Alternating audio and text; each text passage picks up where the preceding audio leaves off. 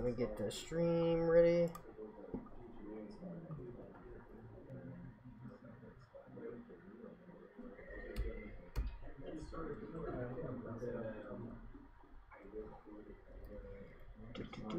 Alright.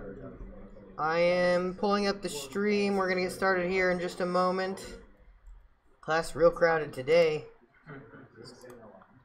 I feel like I'm on an island. You said something amazing. I was sat in front of the screen, and then he was like, we're going to have a 1 hour long project. I'm like,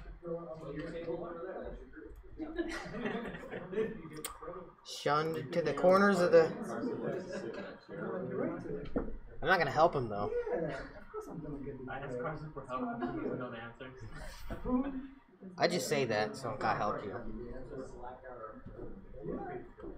Alright, let's pull up the first example. Alright,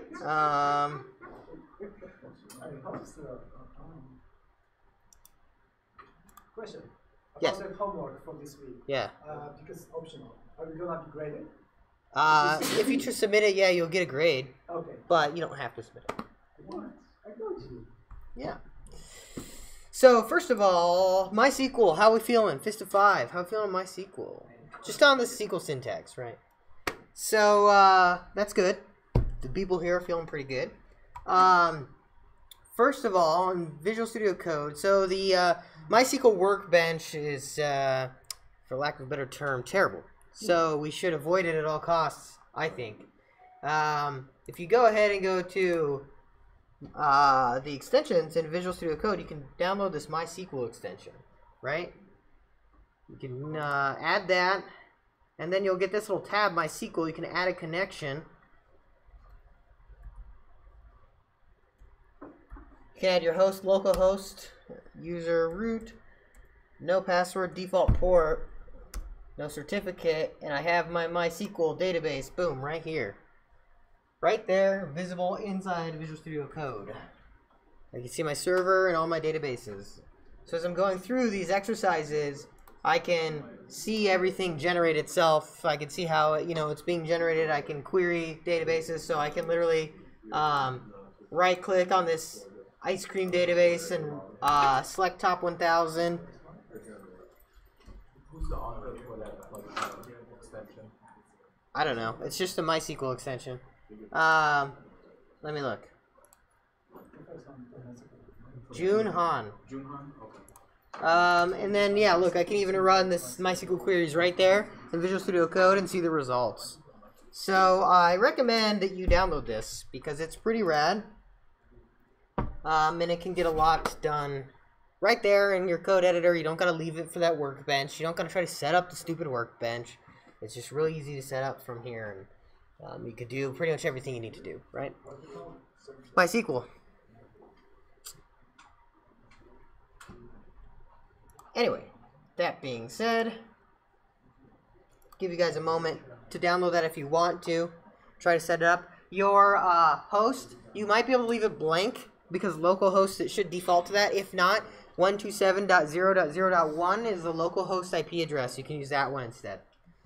And then you'll do your user, mine just root, password, I left mine blank, your default port 3306, unless you happen to change that, which I doubt anyone here did. And then nothing for your certificates, most likely. Just hit enter, and it'll be on its merry way.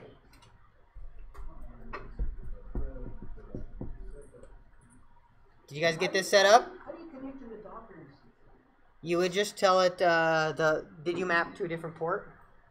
In Docker? I shut down the one that was Then you should just be able to run it by default, but you need to use the 127.0.0.1 for sure. Then there might be something else wrong with it. Could you connect from the terminal?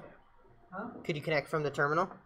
I haven't tried. I haven't started. So you gotta see if you can connect from the terminal. If you can't, then that's part of the problem. Yeah, Adam, you have a question? What are the steps to sort this out? So you download the MySQL extension, yeah. and then you'll go over here to this MySQL. You'll have to reload, right? Oh, okay. So you have to reload the window. So you can do Command-Shift-P, reload window, or Control-Shift-P if you're in Windows. And then you'll have the little MySQL tab. You can do add connection, enter the connection info, and you should be connected to the server. for the Docker instance, if you start it, you need to make sure you set your root password and your root host to %. Otherwise, you won't be able to connect from outside the Docker. Yeah, just shut down the Docker one for now, and I'll help you do it at a break or something.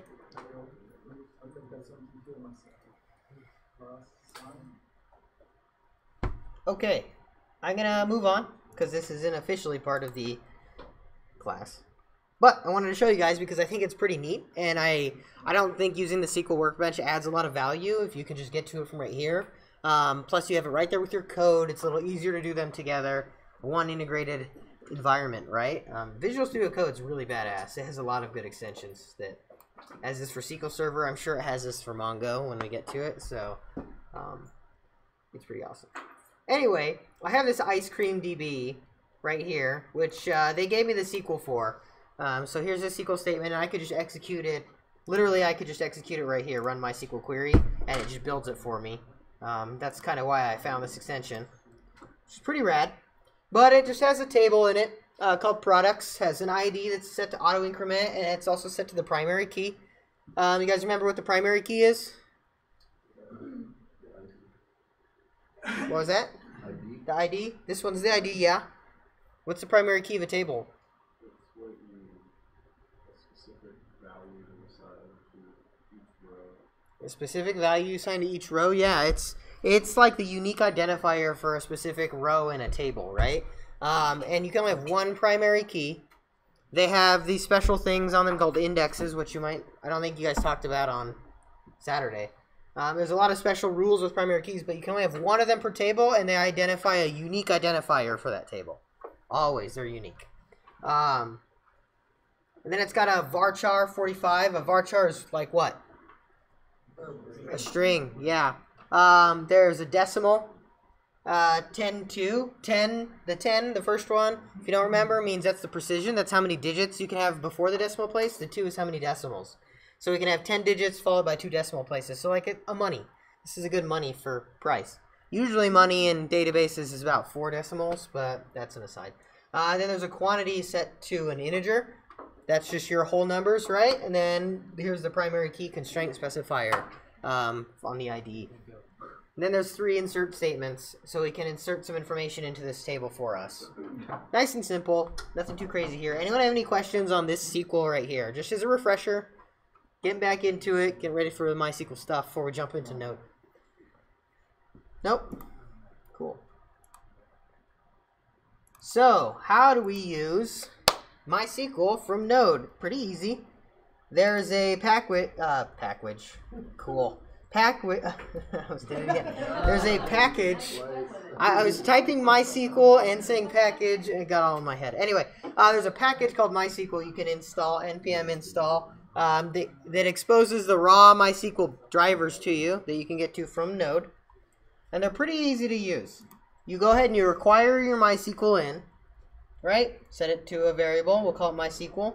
And then there's this function called create connection. Now, just like when you're connecting with the Workbench or you're connecting in Visual Studio Code, or if you were to connect from the command line or something, you have to specify the parameters for the server, right? So you need your host, which can be localhost or 127.0.0.1. You need the port, defaults to 3306, so you might as well just keep that. You need your user, which I'm using my root. You could have changed it if you wanted to in your install. You need your password. Mine just so happens to be blank. I did that on purpose because I did not want to fiddle with it. And let me tell you, I've installed MySQL before, but yesterday it took me like 40 minutes to get it working properly on my machine because it is a pain in the ass. Once you get it, it works great. But, man, the installation of MySQL is one of the worst installations, let me tell you. And then the database.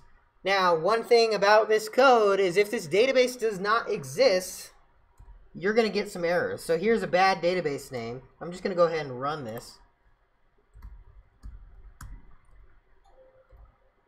Node ice cream DB connection. So if I run it, I get this crazy error that basically says ER bad DB error. Unknown database ice cream DB23. So there is no database ice cream DB23 in this MySQL server. You can see it right here off to the side. So if I get rid of the, whoops, not all of it. If I get rid of the 23, this database does exist. We'll just go clear. We'll run it again. I get a nice console log that says connected. We connected as ID, and then we have a connection thread ID that we can point out. This is basically all you need to start working with MySQL in Node, in JavaScript. There's really not a whole lot to it, which is pretty nice. Any questions on this code? Yeah, Jesse? Sorry, not on this code, but on the SQL, did you run the SQL through VC code to create that database? Uh-huh. If you have the connection to MySQL server open, and you go to a .sql file, you can right-click and do Run MySQL Query. Or it's like Alt-Control-E or something weird like that. Yeah, okay. Any questions on this code? Now, I would get used to remembering the basic parameters for connecting to your SQL server on your local machine, because you're going to have to do it a lot, especially today's class and tomorrow's Wednesday's class. You might even want to build yourself a little JSON file that has it, and then you can read in that file or require in that file, and then just use that and pass it in as an object. Anyway, if there are no questions, let's go ahead and go to... Yep, Adam. I can't run this. You can't run this? Yeah. And I just finished uploading the project. Can I see your... what you doing? I got a connection, but it doesn't let me, it gives me an error. Access denied, right? View MySQL, does it come up in the kernel? It's giving you access It denied? gives me access denied, even though the We'll help connection's you. there. We'll help you guys during this next activity. So, because the activity is to create a database connection. So we're going to do activity number 7. If you have trouble connecting, myself or one of the TAs will come help you connect. We're going to do activity number 7 for about 10 minutes. And all you're really going to do is create a connection. And if you get past that point, you create a successful connection in Node, go ahead and create a new table in your database with 4 columns, an auto-increment ID that's your primary key, a title, an artist, and a genre, because we're going to be using it in the next few assignments. You can also create it in Visual Studio Code if you want. So that's activity number 7. We're going to go ahead and do that. And remember, you got to create your database first before you connect to it.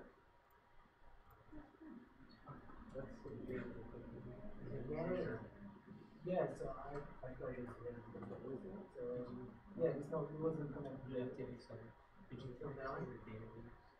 Yeah, sure. I haven't done it. Yeah, type MySQL.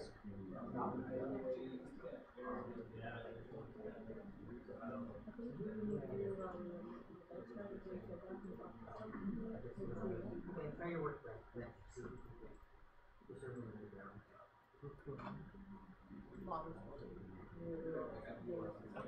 Something here.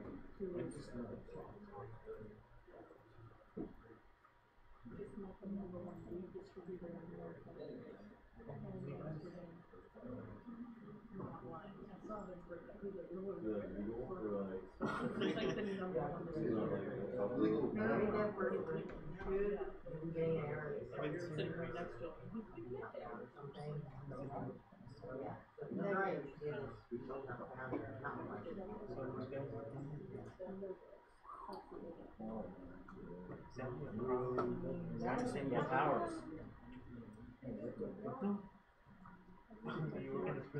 I'm playing on fire. Too much power.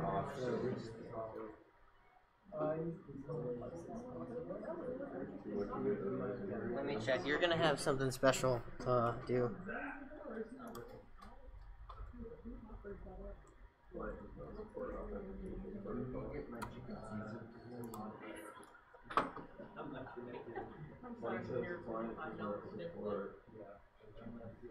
Authentication protocol request.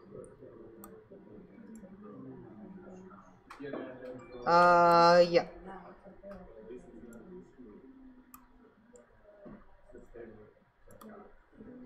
If you're getting not supported auth mode, here's a link. There is a, you can use MySQL and you can update the authentication string and the plugin to use the native password. That might be all you have to do. So if work optimally.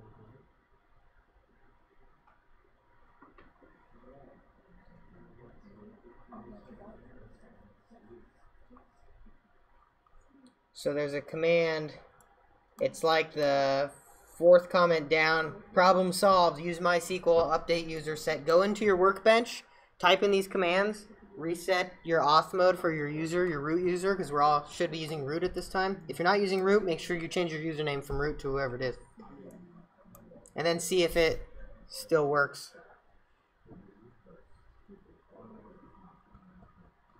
How many people are getting the auth mode not supported? Sweet Jesus. Alright. Is it a good thing or bad? It's a bad thing, because now we gotta fix it. How many of you have found the command to fix the workbench buttons? Alright. In the Slack, I sent you that link, and I said it's the fourth one down. It's gonna be this command, effectively. We need to change your auth mode plugin to use either native password or old password, or it won't work with the node drivers. Because the MySQL version 8 and the newer versions have a different authentication plugin it's strong authentication or something, and it does not work with Node. So I will upload this.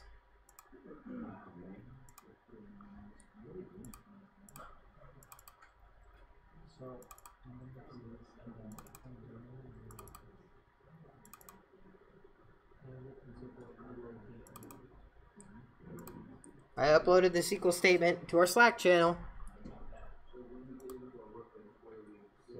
Open a query and paste it. Yep, open a query, paste it, and run it in your workbench.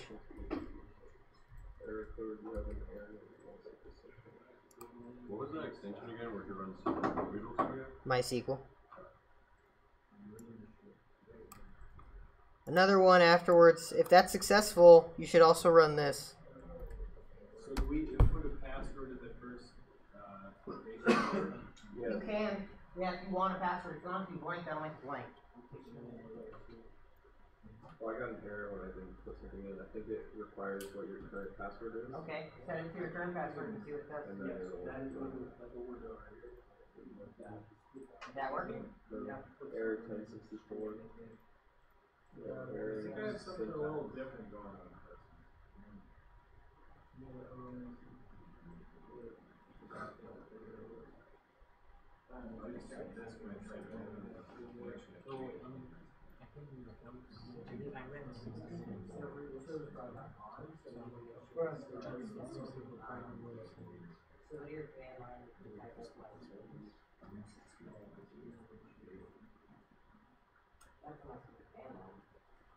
Just open regular command line.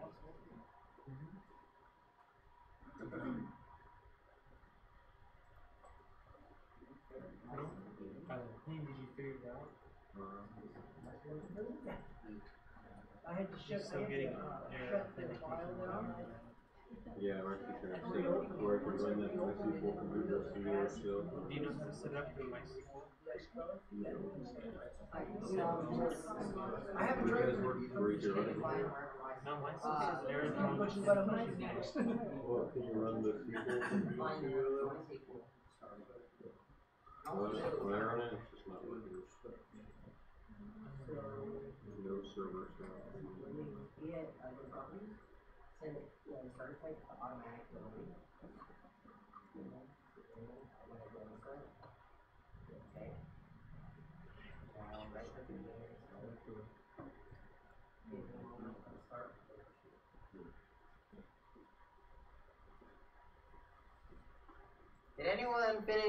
Did everyone solve that auth problem?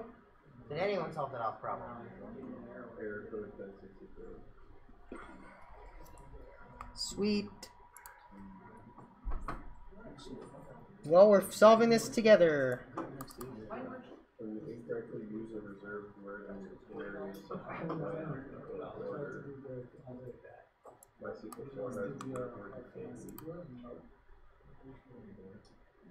you guys done anything that doesn't like the error.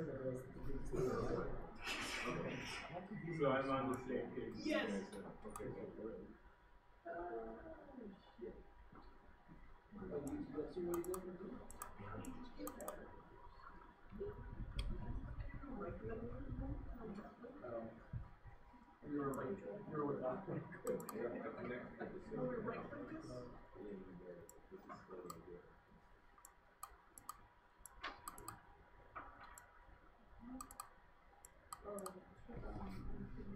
Alright, well, I'm gonna solve how many errors then.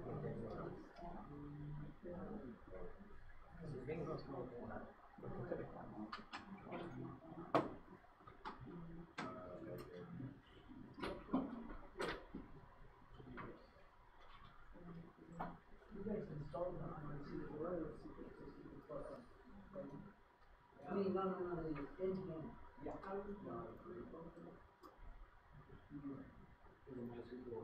Did you get NPM installed inside that problem?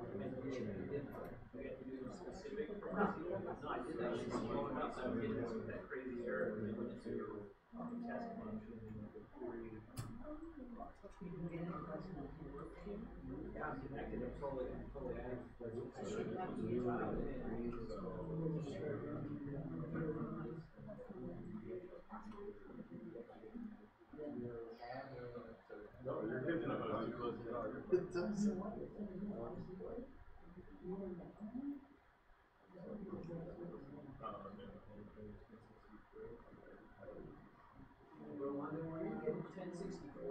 Yeah, we're gonna figure it out, don't worry.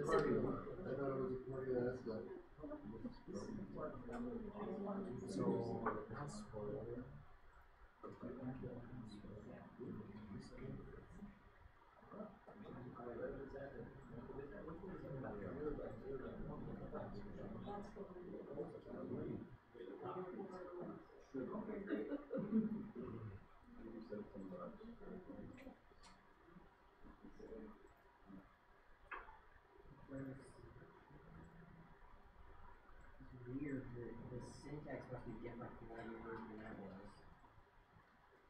Which is super irritating. Of course it is. Why would I do that? User.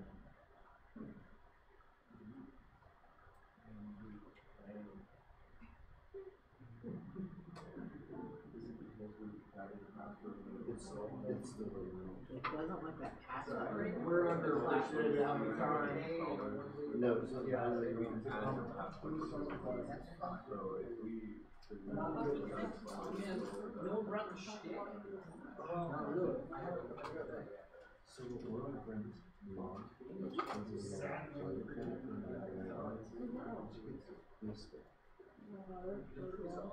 I just didn't know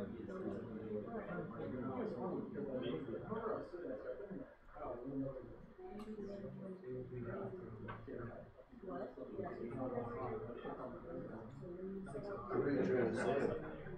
Nor. Bulimic, you think I would belly like this if I would get more? No.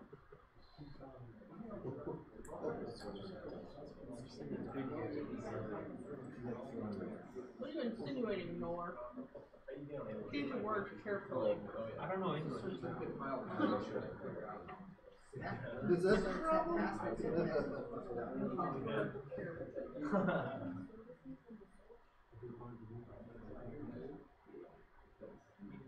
So I'm great. Changing settings. Yeah, I just ran note and just like,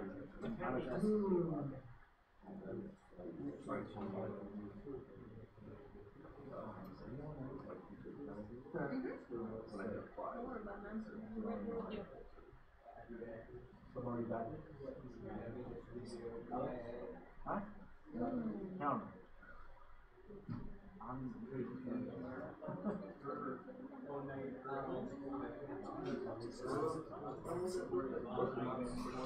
Also, actually, what I found so far by looking at researching,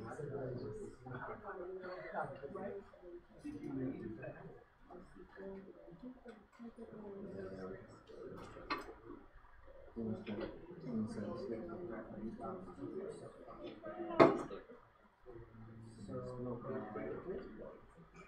like this common problem. Absolutely, that's not kind of it's not even remotely funny. It's been 0% funny. So you need to zero one or something. 0.000%. You know why it's funny? Because you don't think it's funny. That's what makes it even more funny. What are you trying to You make insinuate, Nor? life funny. Let's say in the brain. When people watch it. What are you insinuating, Nor? Teach your words carefully. What different language for...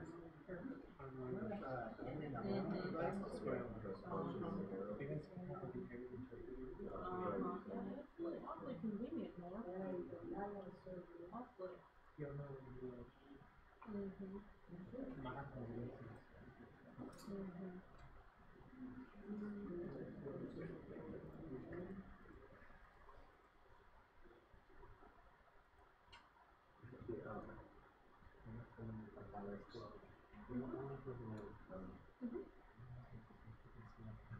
I was looking at Yelp today, seeing where I want to go to lunch, and guess who I walked into?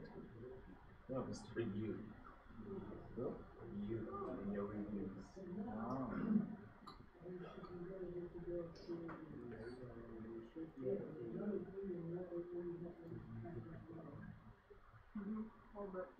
Hey, over here, real quick, you mentioned off topic. Oh man.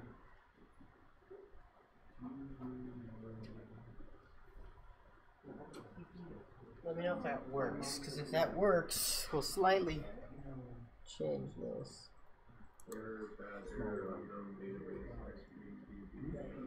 Okay, good. That worked. All right, we got a solution. Yeah. All right. So afterwards, you have to change that password with the parentheses. Get rid of it. Just set it to a blank string. Alter user root. Yeah, but we can't get the first line to run. I said you got to change the syntax. You got to get rid of the.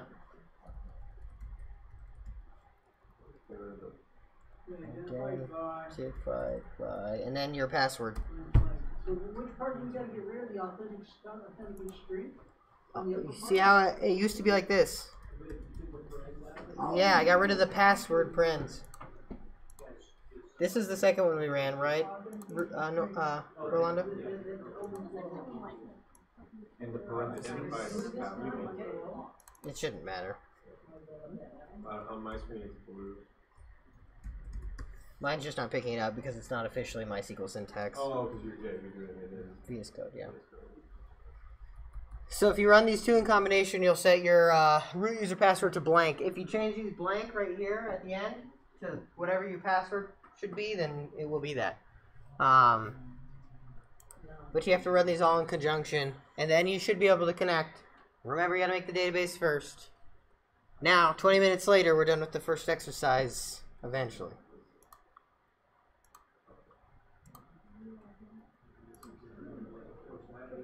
Wow. That is amazing. So now Who's still stuck? Where are you stuck at? Where are we supposed to put this? In your MySQL Workbench. Connected as ID 45. You're going to do use MySQL. The next statement's going to be this one. Update user set authentication string equals blank. Plug in MySQL native password where user equals root. And then alter user root at localhost identified by, and then your password. So now we're connecting it to this. You said the password needs to be percent. Password needs to be blank if you didn't change it.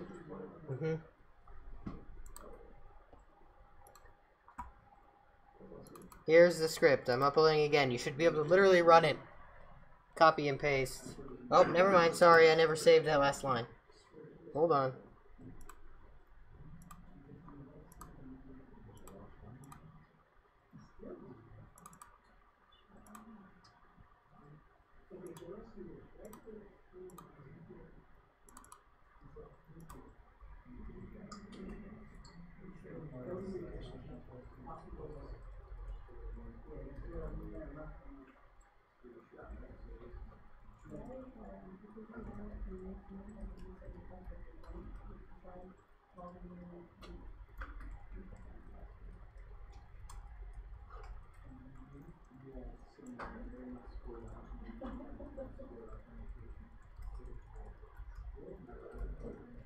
Okay, let's try this. Go back to your one.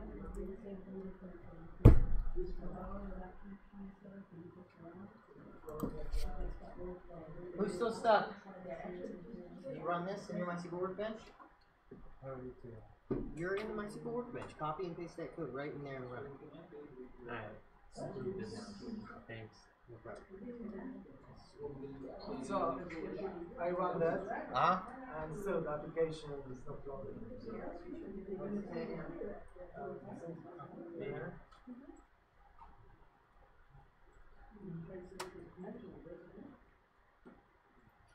Go into the workbench and I run that. select stars from MySQL database.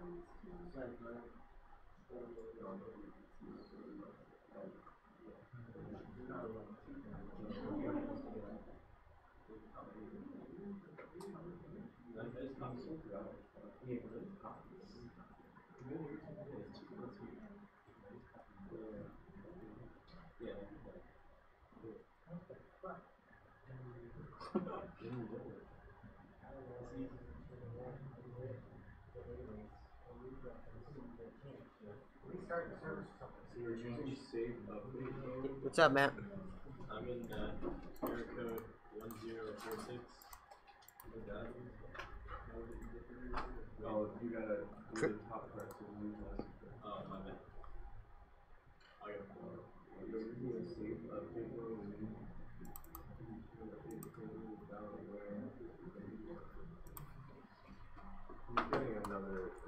All right, go sit down. I'll be there in a second.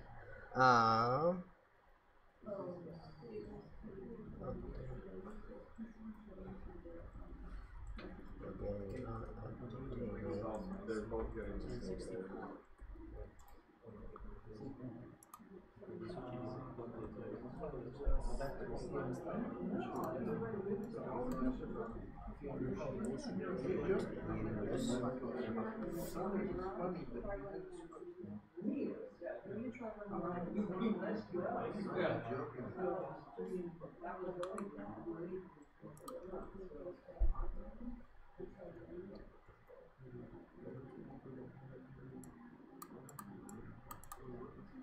Did they fix it for you?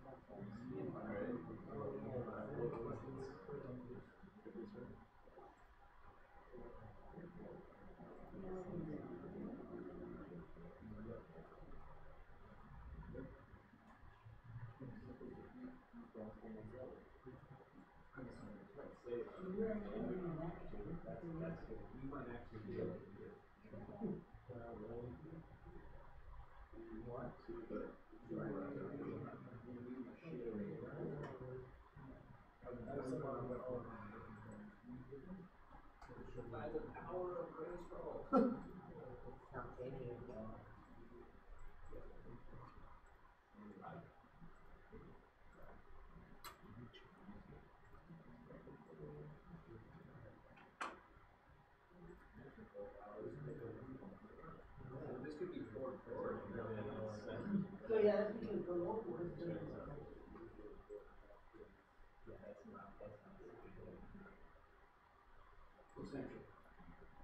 No, because I'm sick. You're not wrong. You're not wrong.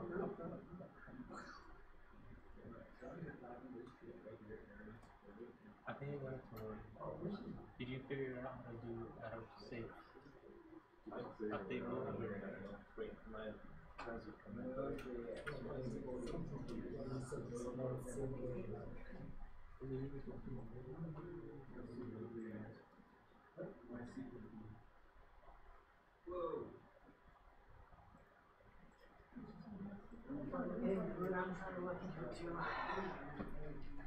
You need to set it to MySQL native password.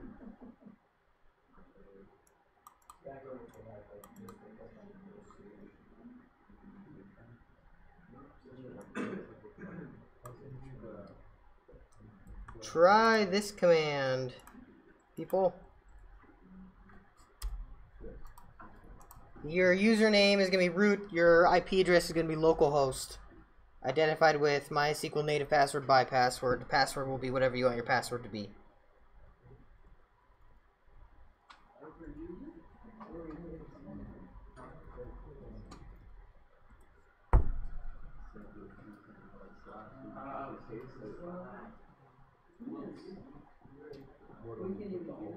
Network? 1396 error. What does it say?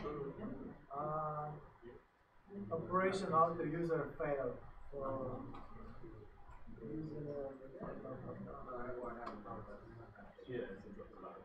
Oh yeah, you need to change your name to root and IP address to localhost. oh,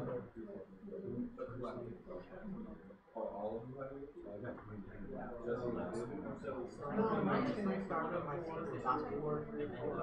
Yeah, and then you need to see if your user root localhost has their authentication string set to, or their plugin set to MySQL native password. Did you get it? so that identified Go to the MySQL workbench.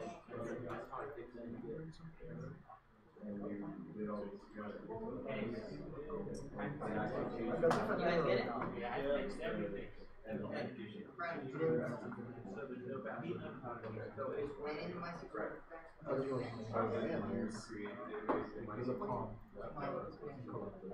I ran the database, that's me where they're. No, there's this file. That's another weird. I think I just slacked it. Yeah, but the thing is, they can't. I ran this. So I just slacked everywhere you want to run. Okay, yours saved. Let me just write the preferences. He's just ready. Are you guys using Workbench? Create the ice cream database. I got a different error. Access denied error. Oh, So, well, I'm not receiving again the same error before now. Log out, log back in.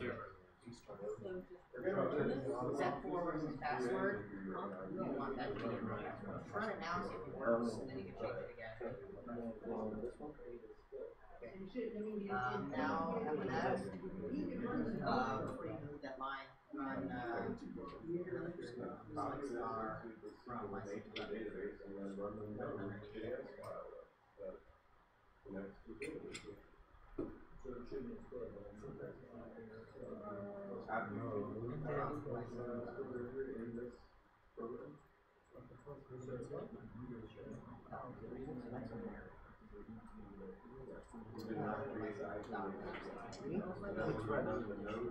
Now just highlight that line and execute it. And then with the result set, it's going to scroll to the right until we see the authentication button.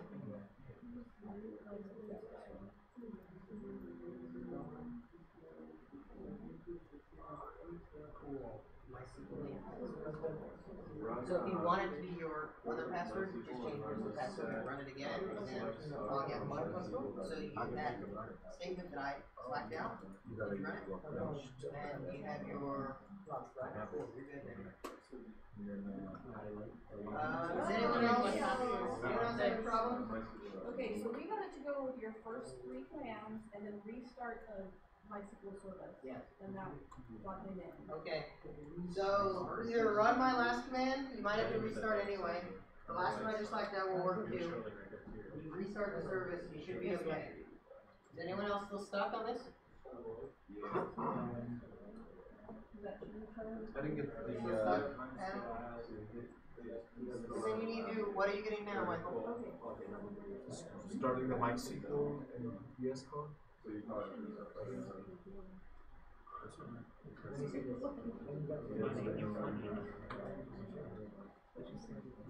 restart your MySQL service?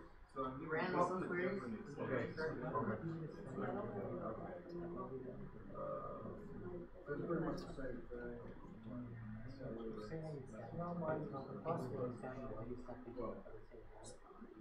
Probably get more than Your password is Rob, I saw that happen like this. One guy jumped on the trampoline and he wound up dying. What? Link didn't work without password?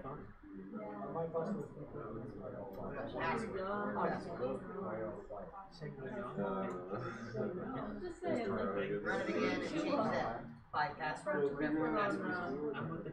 If the NS is password, that's why password is password. and you would And think then whatever the password is, run it again. Or blank if you want it to be blank. there's like maybe one Do error. Amazon Go Monday through Sunday Yeah, it through would be Thursday? on the one because literally there's no way. Yeah, it's kind of easy, but it's kind of like, So, I don't know, yes, it like wears me out after a while. I get like so tired. All right, I have a question. We need to move on. So if you're still stuck, Stephanie will go out there with you and help you finish it. But I gotta keep going. So that's what's happening. So if you're not connecting, sorry, you gotta go out there with Stephanie and finish up while we move on with class.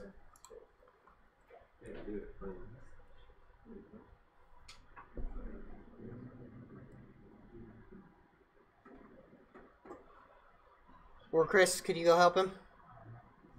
Or someone? Is there anyone else not connecting? Everyone else should be good. You're still not connecting? We go out there with them. I gotta keep going. We're running out of time. Well, we just need you guys to get this connection. And then we can... Yeah, fuck. This is so stupid. MySQL... See, this is why I said MySQL is such a pain in the ass. Once you get it installed, it's fine. Just this part sucks. Mother of God. Okay. So, how do you know you can connect? If you run this code in number 6 with your proper credentials, it should be able to connect. You should get an error like either DB doesn't exist, in which case make the database, or you should say we are connected. Has everyone here had that? We are connected. You need to have we are connected for us to move forward. Yes, connected as ID, whatever. No, you don't have that? What do you have? What does it say? No. The note. Not from there. From the note.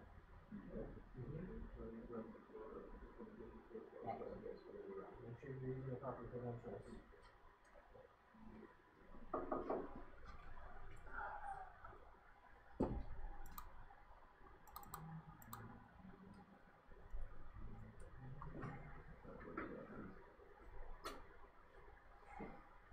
Did it not connect for you either? Alright, well, considering half the class is down the hallway, I guess we'll just come back in here.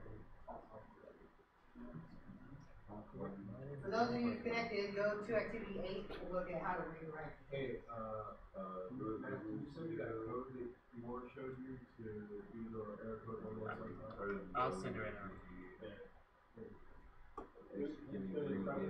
Wait, who do you want me to send it to? You? No.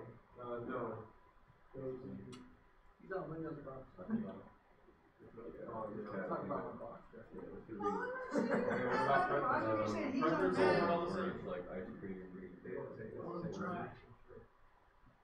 What are your preferences? Are you in the activity center? Send it to Justin. Okay, I'm going. There. Whatever that code is, it's gonna Wait, why did you not go to that? tell us to watch the YouTube. Yeah.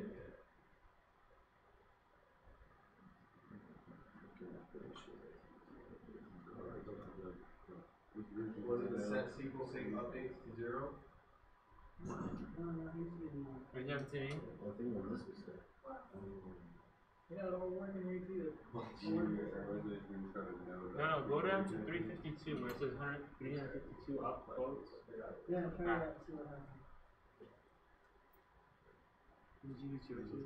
Yeah, I just got mine next. Well, therein lies the problem. It's not here that you want to put. What was wrong with mine is that after I ran all this stuff, it wasn't working, but then I had to Maybe restarting will let you come back. I had to restart the workbench or whatever, and then for the password, when that was blank before, I had to make it like I had to make it that new password because when you run Wait, I have this in there. They're often supported. They're not supported. So, did you run?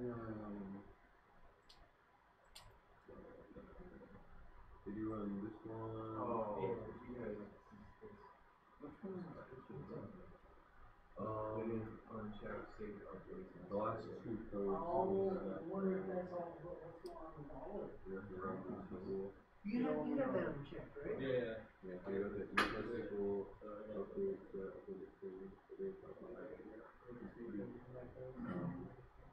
you get this last alter user one that you have? No, I did. Jump to conclusions. So as long as we got the table, we're going to do it. Yeah, it should show up in Visual Studio there. Can you let me know what it is? Yes, sir. Once you get the table, then you carry it all together. Yeah, here. So last time we just sent out that one. That's the one that fixed mine. Yeah, I'm happy with that. So what is this start so naturally? Well, what is this? This is just the, Yeah, I just ran that in this. Here? Yeah. Just copy paste it.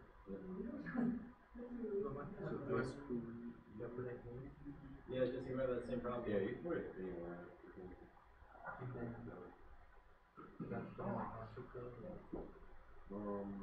No, all that. Yeah, you gotta delete the quotes and load it, and that works if edited, you gotta delete that too. Yep, and then do your quote. I just fixed it. I don't know what I did. Oh boy. So delete that word edited, and then just delete the quotes around that whole thing. Yep. it's working for you? And then Yeah, just. now you should be able to do the. Headset. Do the lightning bolt. extensions was just So that just went one line. So now that you did that, now you have to restart your microphone.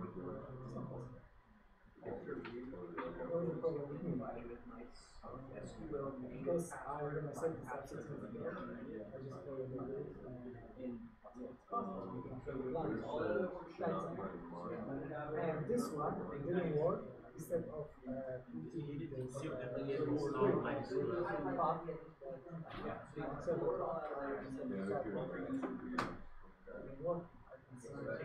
But now, after running that code, your password should just be password. I guess you can change that later. So see the terminal, to install the like Go to that password, just that password.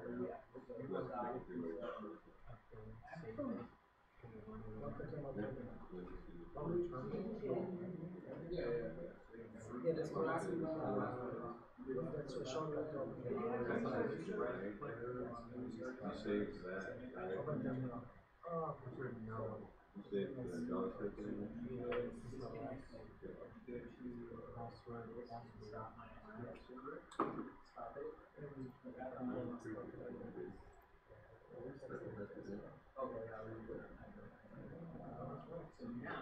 yeah.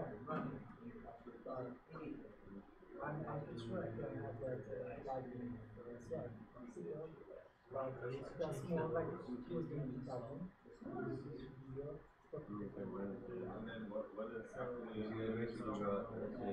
Oh yeah, there is. I don't know. I tried a few times and I covered half of my things. And then after that, I just changed it here and it's ran. But yeah, it's almost right there.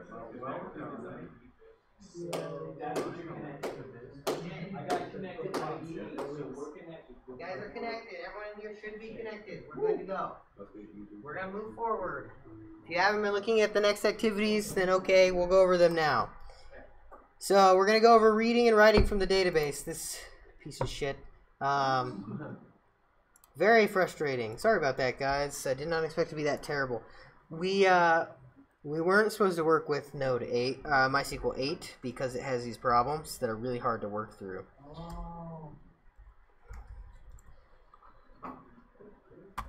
Okay. So we should have an Ice Cream DB server.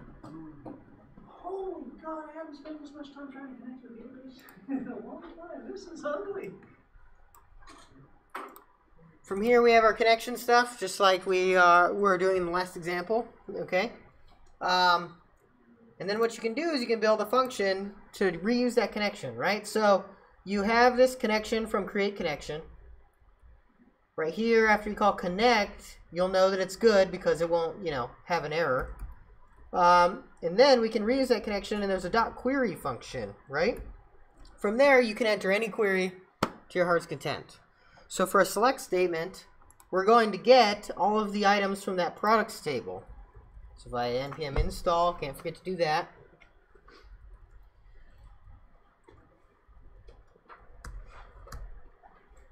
Ice cream read data. I get this fun stuff back.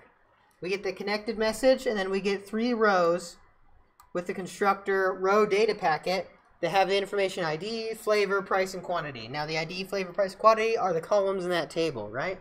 And we can verify that by opening this here, opening the Ice Cream DB, and opening our products. You can see right here, ID, flavor, price, and quantity. Kind of nice tool, huh? Lets you see all that stuff. And that's really all there is to reading data. You call that query function and you enter your select query, right? Select star from products, or select ID from products, right? So if we wanted to change it, let's see what it'd be like just reading the ID. You can run it again, and then you see my result set just has an ID.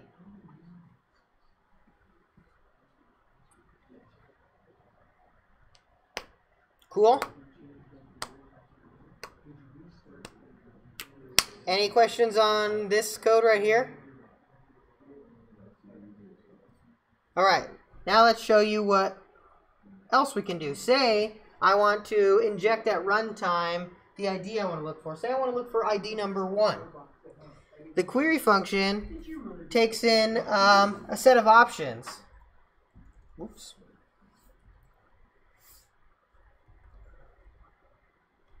Where you can specify the key as the column and the value as the value you're searching for. Now, how do I inject that into this query? Well, if you do where and then a question mark, I think this works. What it should do is, in place of the question mark, put ID equals 1. Let's see if it works. It does. So all I did was add this object right here with a key ID and a value 1.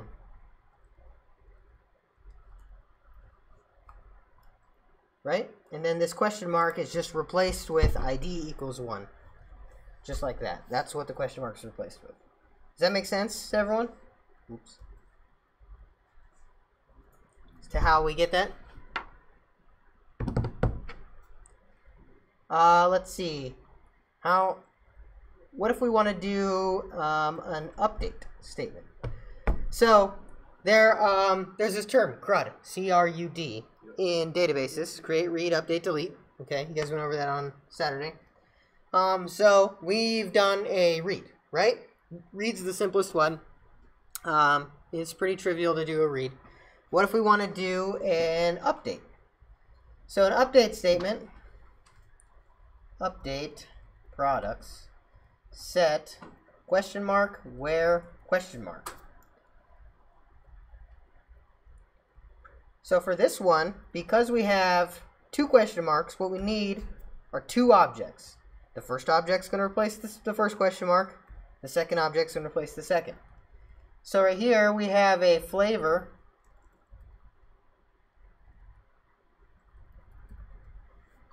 So flavor 1, you can see, let's make these cookies and cream. Flavor 1 used to be vanilla. If I run this, I get this okay, rows matched 1, changed 1, get some information back about what happened. If I go ahead and, I probably should have kept that. Let's copy this back. I'm going to run that select statement again.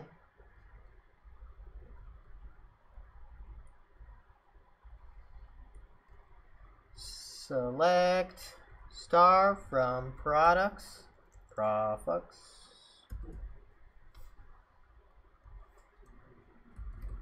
products where, and then we're going to do the one object here. Boop.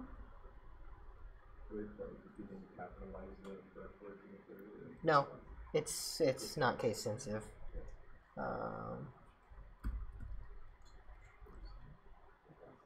If I run the select again, as opposed to this update, now I should get my flavors, cookies, and cream.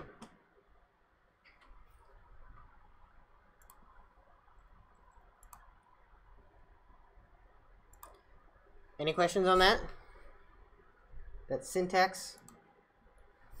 Basically, you put in a question mark, and then you can do a column value pair. So anywhere you have a SQL query that would have a column value pair, a delete from products where question mark, right? You would just do an object or an array of objects if you have multiples. So let's go ahead and try an AND statement. And let's do AND question mark. Let's see how this works. I don't know if this works. I'm literally just trying it, so. Let's do quantity. It's 100. Yes, an array of objects to do multiples, and there, it worked. Every time you have a question mark, you need an object. If you have multiple question marks, you need multiple objects, so we use an array.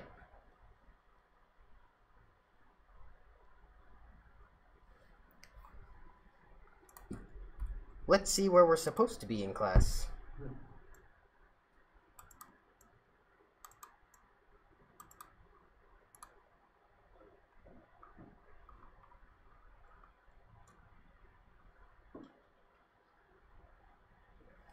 All right. So I have myself an update and a select. What about a delete statement? How would I do a delete statement? Any takers?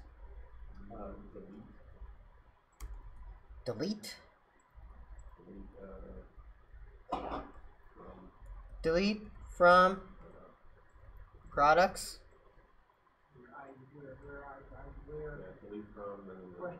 Where question mark?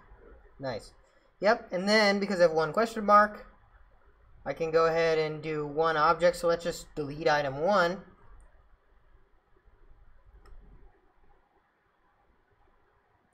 So I'll go ahead and I'll run the delete and then the select. Okay, don't name your function delete. The reason why is delete is a keyword in JavaScript, so you'll get a lot of funky behavior. If I run this now, oh my gosh, I blew it up. Did not like that, did it? Oh, because I ended the connection. Whoops. Don't end the connection if you want to use it again. Well, now if I run it, you'll see I get nothing, right? Because I deleted product with ID 1.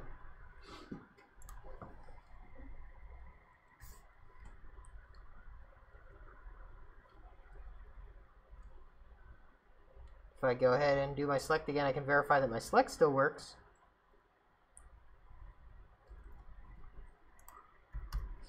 There you go, get product 2.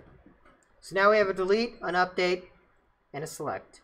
I will leave insert to your imagination. What we're going to do is activity number, yes, Adam. Can you select that? Yeah, I'll select this. We're going to do activity number 8.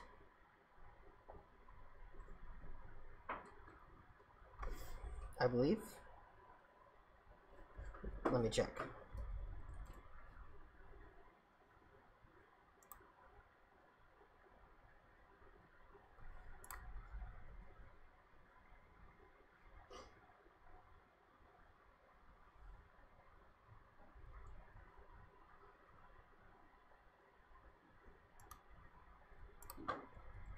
Maybe number 9, it's not saying. And okay, we're gonna do activity number 9.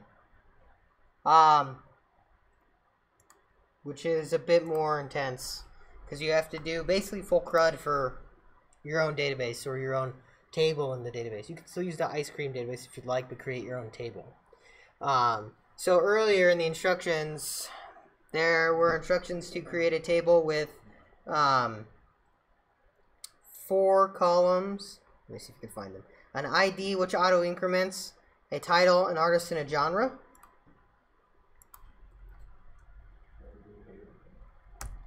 You're doing 9. So you want to create this table that I just slacked out, and then you want to do activity number 9. I'll slack out activity number 9. I'll also slack out that code right there that I have.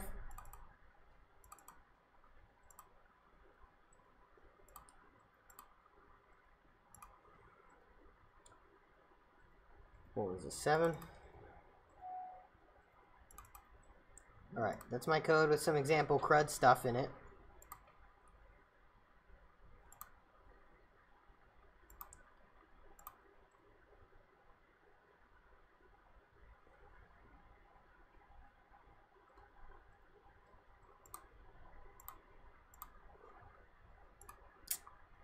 And I will also slack out the solved code from activity number 8 that will help you get started. So the street piece is a package JSON, a SQL file, and the node file. So you can go ahead and use those to get started. That'll create that playlist database for you if you don't want to do it. Alright, well that was a wild ride, huh? We had a ton of fun today setting up our MySQL connections. So hopefully we learned something. Well, it's up for debate.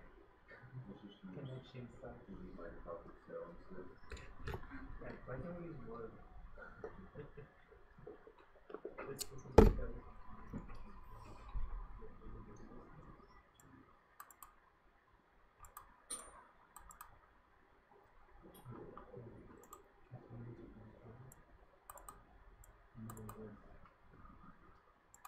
Oh, okay. I think you could create your database. I selected a SQL file to create it for you, so just copy that SQL file to your MySQL workbench or wherever you run your queries from, and it should be good.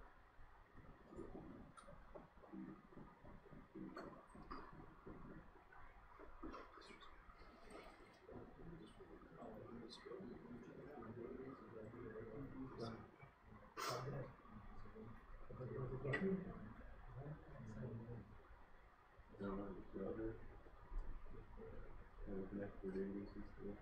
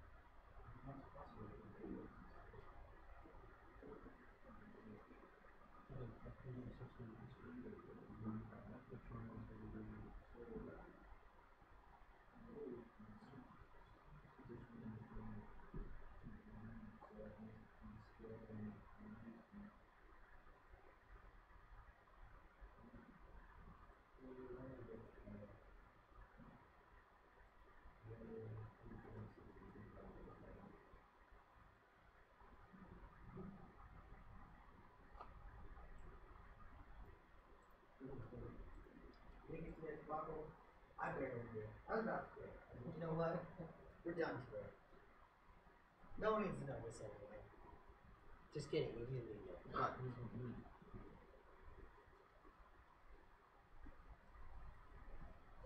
Oh, wow. I might need stickers. Yeah, awesome.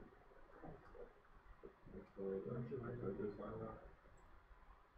Really good work with it right here.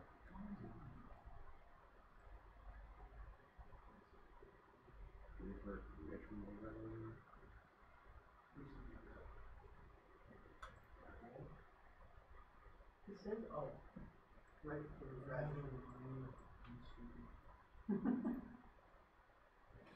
Okay. Then make sure after you run the SQL queries, you refresh your server so you can see the database is full. If you don't, or never see it, it'll be a mistake.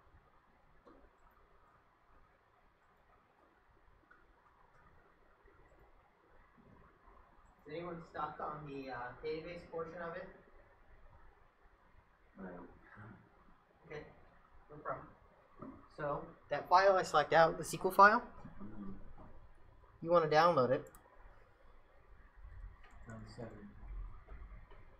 I know I'm in 7, but it doesn't matter where I run it from. So I go find the SQL file, that playlist seed SQL, copy it. Look something like this. That formatting, oof. Is this formatting you're talking about? What comes in all space? Oh no, I meant when you run the node file, the app file, it outputs really nice to the less than string format.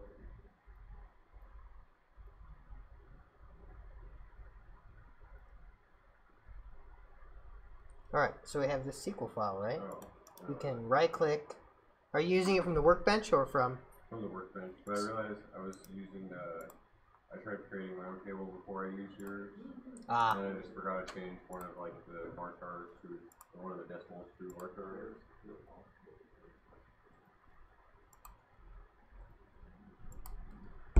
So if you were doing it from the workbench, you would copy that SQL and you would just hit that execute button, that first lightning bolt. I think you can hit either lightning bolt, but I always hit the first one. I don't know what the second one does. Like I said, I don't really like the workbench. It's very unintuitive. So don't run the second one. Thank you.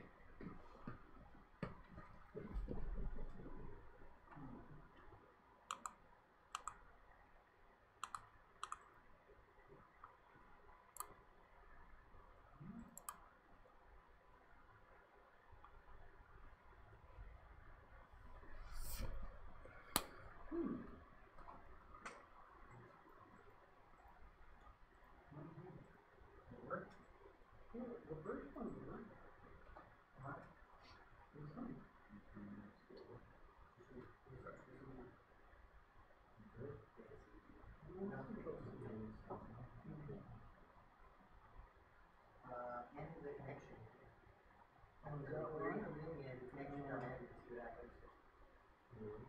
If they have callbacks, that's not going to work too well for you. You do that at the end of all callbacks.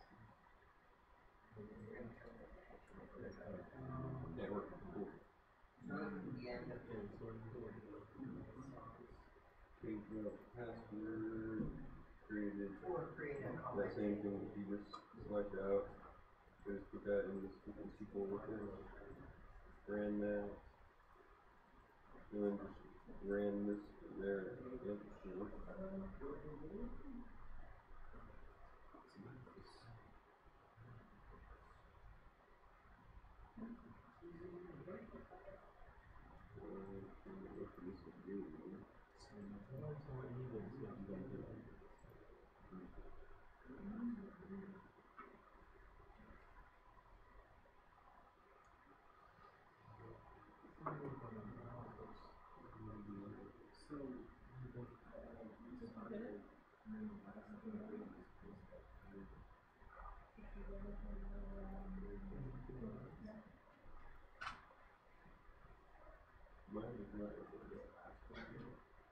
Mine looks more like playing is boring for some reason. Mine doesn't have any of that extra stuff that yours has. Maybe that's what you have, and you have all the extra, like, That's been number 8. 9? 5, and 9 yet. I just ran, I created new files and ran, I guess, 8 and 9, is that the playlist one? Yeah, you did play this house. Yeah. The one he sent out was 8. Yeah. I just ran it online, nothing to do with it, but same thing.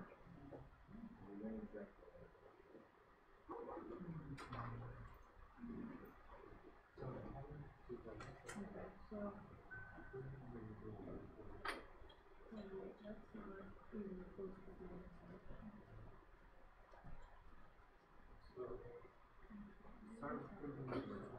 Okay, so if you copy, here's what you need to do. You need to go into your contract, and then you copy what that set that you sent out with the database.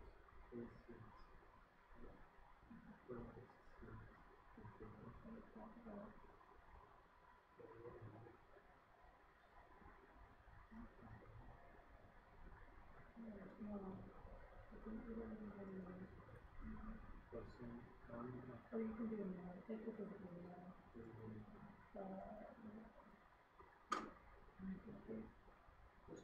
One. That's good. And then like that. Go back to your code. Okay, now we're going to create a new spot. So it's number 8. Just create a new. So just put new DB SQL.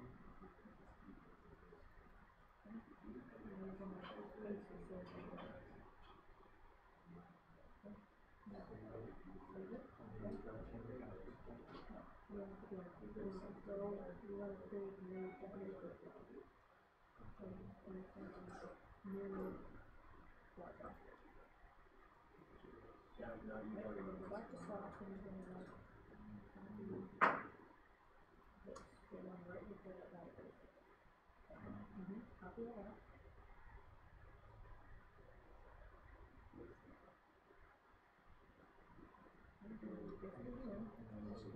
Yep, and now you're going to do your, you're going to do npm install. Yeah.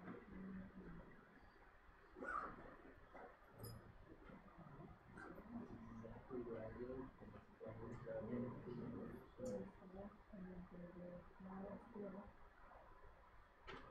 And then once that installs, you're going to do the load new address. Hold on.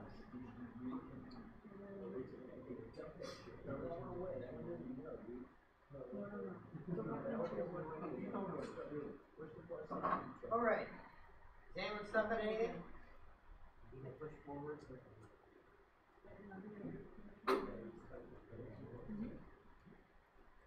Now go back into your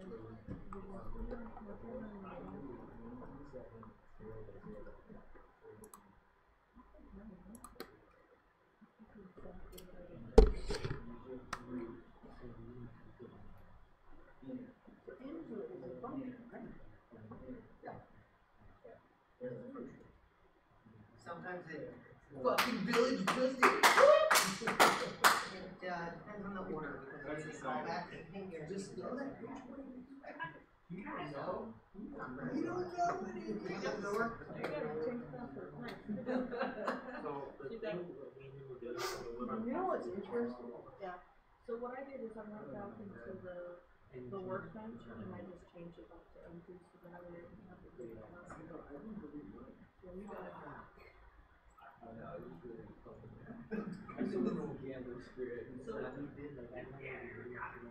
So what you're doing is your workbench, what that does is initialize your database. and then you're reading it back. And then your Visual Studio is referenced. Right, so your JavaScript is your workbench. Solid 7 innings, dude, you got it.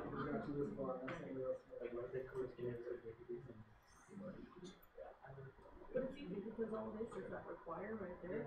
And then this little bit of information, which is no different than if you ever set up like a phone to like internet. It's kind of the same thing. Right, but it's not only that. If you ever go to like old school setup where you have to tell like old school like put out the print, same thing. This is really like the same thing. Okay, so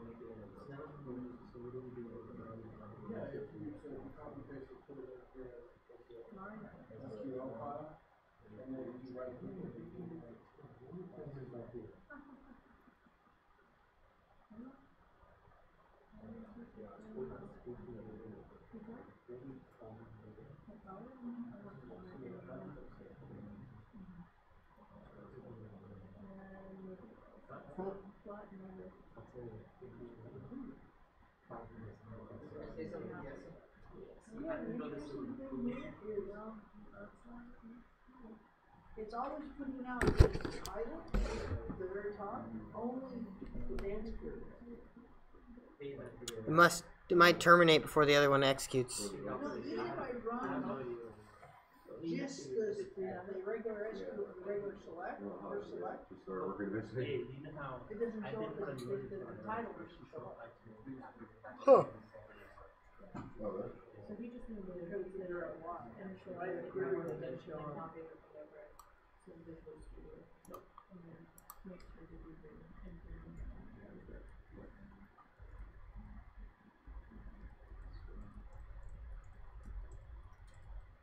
Oh, I see that. Okay, I see that.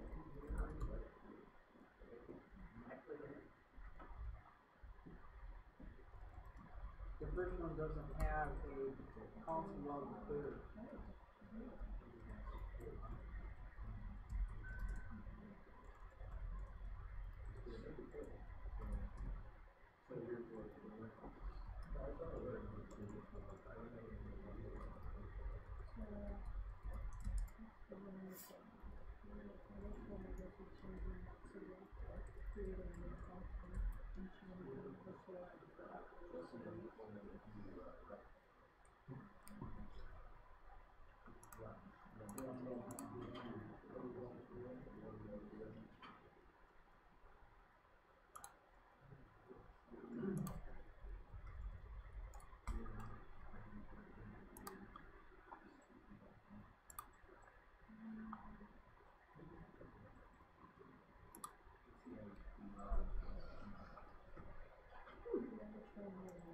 Oh, okay.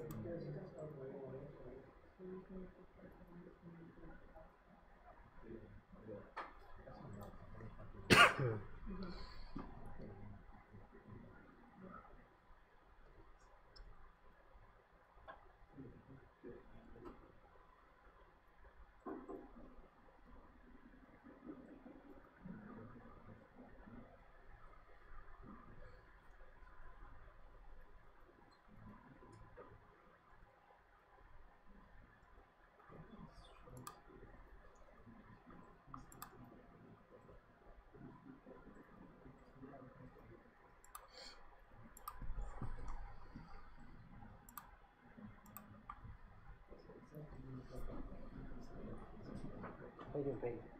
You got some updates and deletes and stuff in your code? Yeah. Working? I just figured out how to get it to run in Visual Studio. It wasn't working before, but it is now. So. Nice. You two doing okay? Yeah. Just good. So this comes a lot. Decent. But it's one. So this was after this was. So it's the one. The point is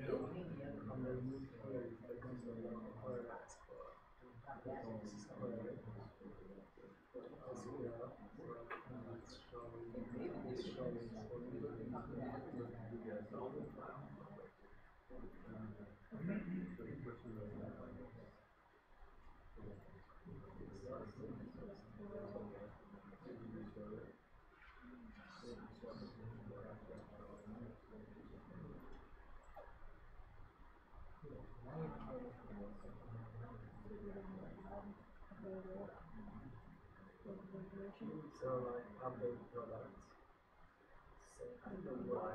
So we have the products as label, okay, so No, it's amazing.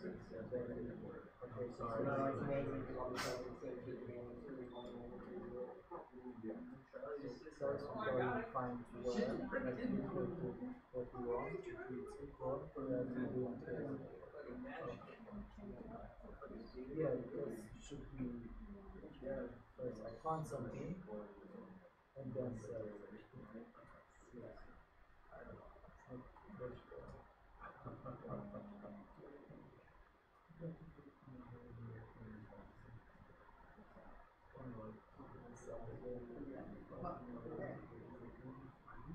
just like it's only just like okay, this is just figure out what this is.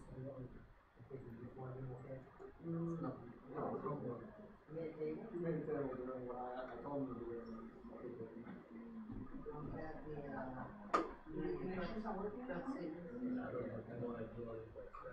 Yeah, no, we're not going to do that.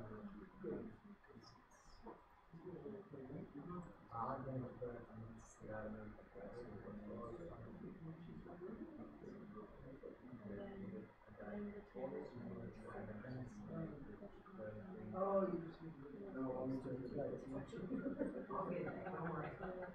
your connection there? It's pieces of stuff. Make sure it says connection clear.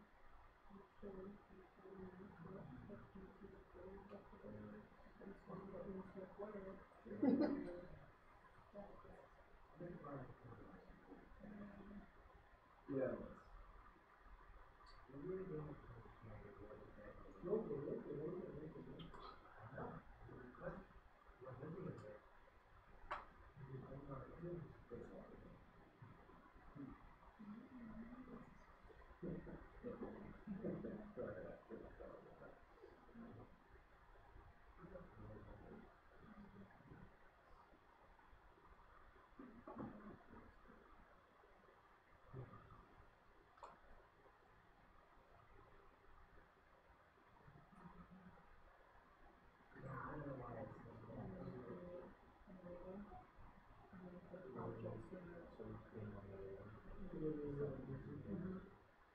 Because we're updating multiple and then multiple bonds.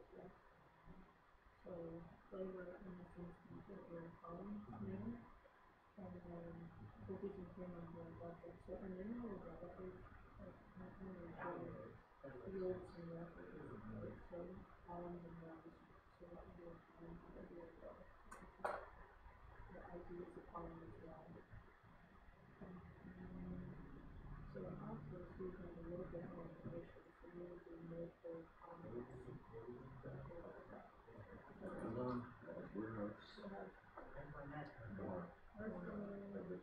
Yeah, moving all day long.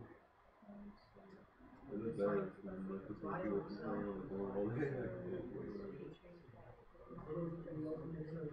Yeah, I noticed that too. Today was my first day of like actual work. And trying to remember That was the first day of exercise. so you like couldn't open with that connection. connection on the bottom, it actually syncs with the connection on the bottom. Which is kind of weird because you're actually supposedly creating a different connection. But you got a lot of work on the job. Okay, Like, so now that we got that taken care of. We're on track now. So you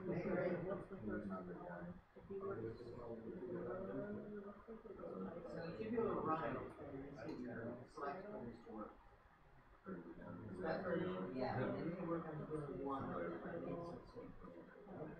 Once you get it, the other one you fill in the different syntax. So,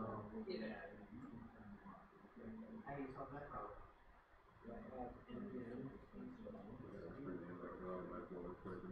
He's like moving back and packages all day long.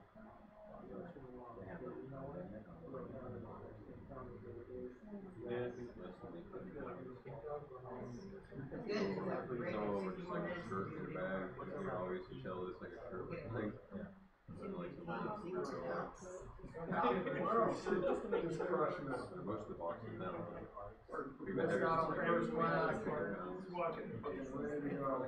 still, I feel like they're like lifting so many of those, putting them to the where you at?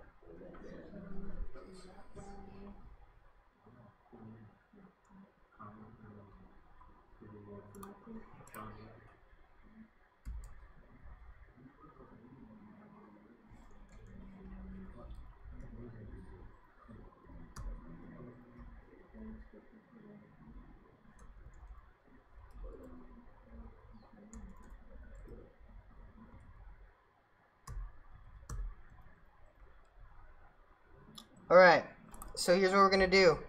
I'm going to slag out the solution. You guys are going to take a 15-minute break. We're going to come back and do the next phase of class. Just take a moment to decompress from everything that just happened. The horrible things that happened in this class. I'm glad you like it. This is the day that you're like, yeah, this is great, man. It's because he feeds off of this. This is what he does every day at work. He deals with a bunch of people running around going, I don't know what's working anymore. Yeah, and I'm more being called about It's broken. my dysfunctional world. I worked on it for 3 hours. It's just broken, man. I went home. Alright, so I just stacked out the solution. Go ahead and take a break if you want. Come back at like 8:10 or so. 8:12. Give you 15 minutes. And then we'll worry about the next part of class. But feel free to inspect that solution. Kind of get a feel for it if you'd like.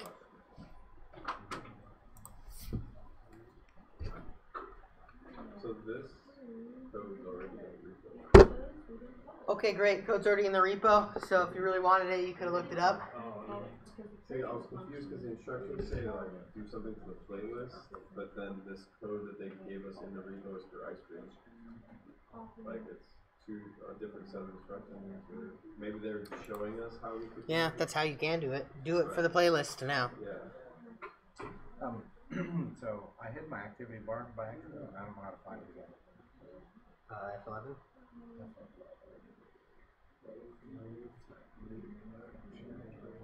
Nope.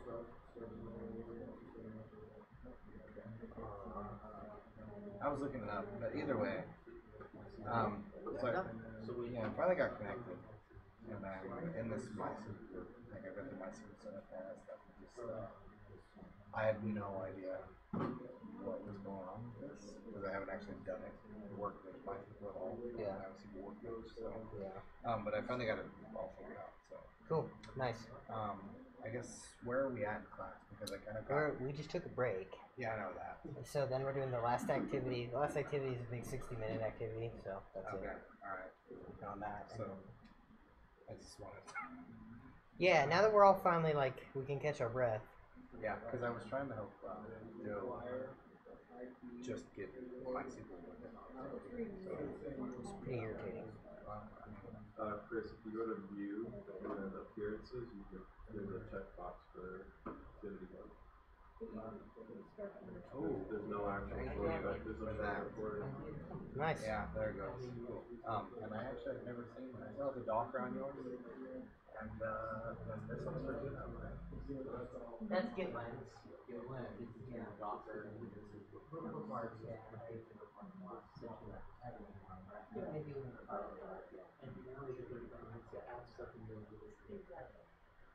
Yeah, I mean, I still haven't. You can do essentially the same thing. A lot of really good plugins that are getting better. That way, or you can do it in another way. You can add to this,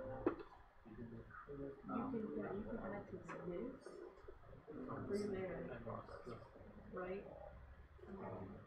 But then I wish you could do it for note, which is more realistic to what you should like. He's got major issues with his computer.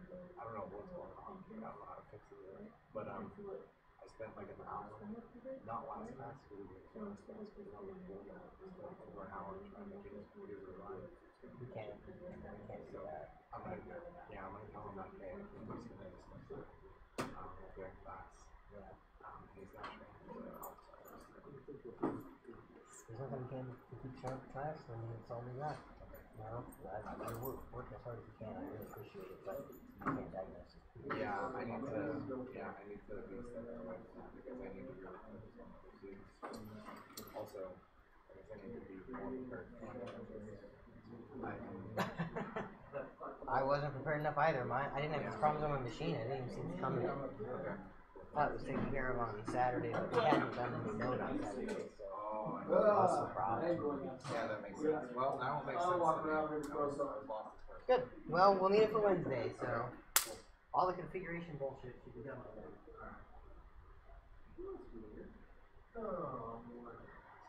Alright, so I'm gonna reinstall this bad boy. Yeah. Maybe I got the wrong one. Maybe this one, or you do Docker Explorer. Docker.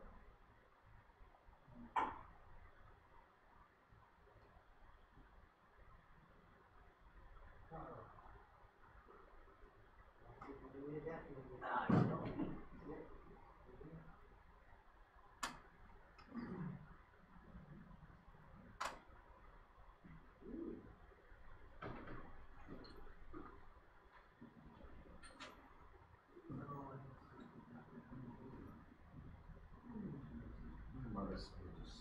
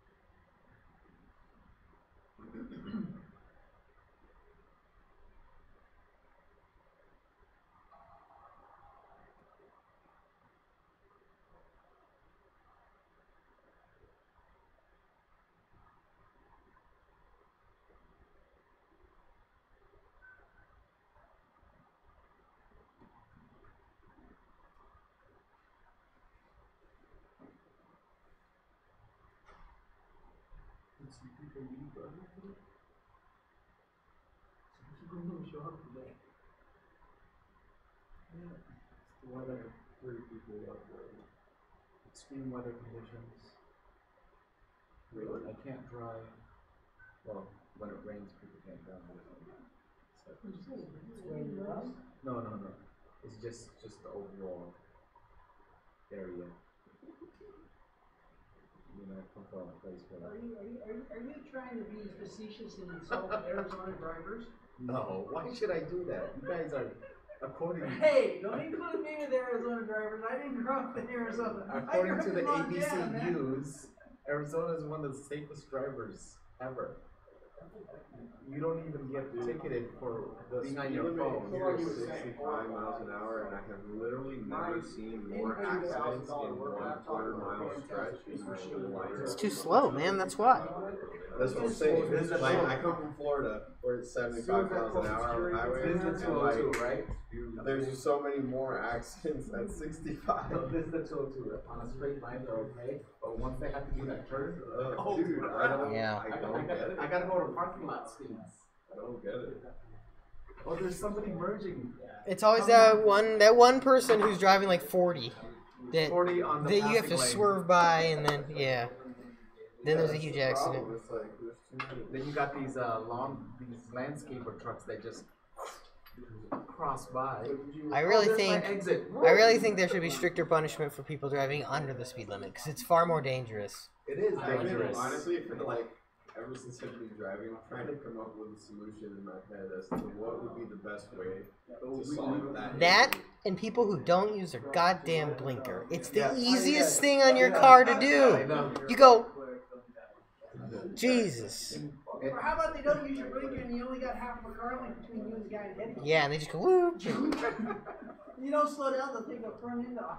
Yeah, that should be like immediate suspension. Boom. In Seattle, No they'll blinker. give you a ticket. You're in a passing lane and not going with the flow of traffic.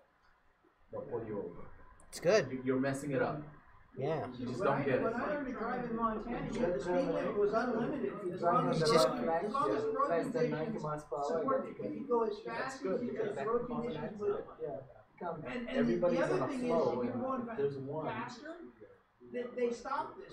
What they used to be able to, the cop pulled you over, give him $30. You sign the ticket, you know, then you show up on your.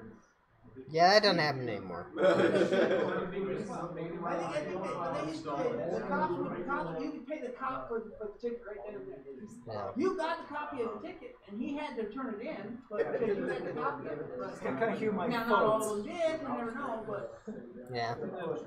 There should just be like They only pulled 100 you over plus for speeding in the lane, wintertime, though. 100 plus. so that I don't ever have to deal with anybody. Yeah. Yeah. My wife The keeps stuff that saying they do when I here- take her to a place where there's no traffic, she's like, I don't want to be here.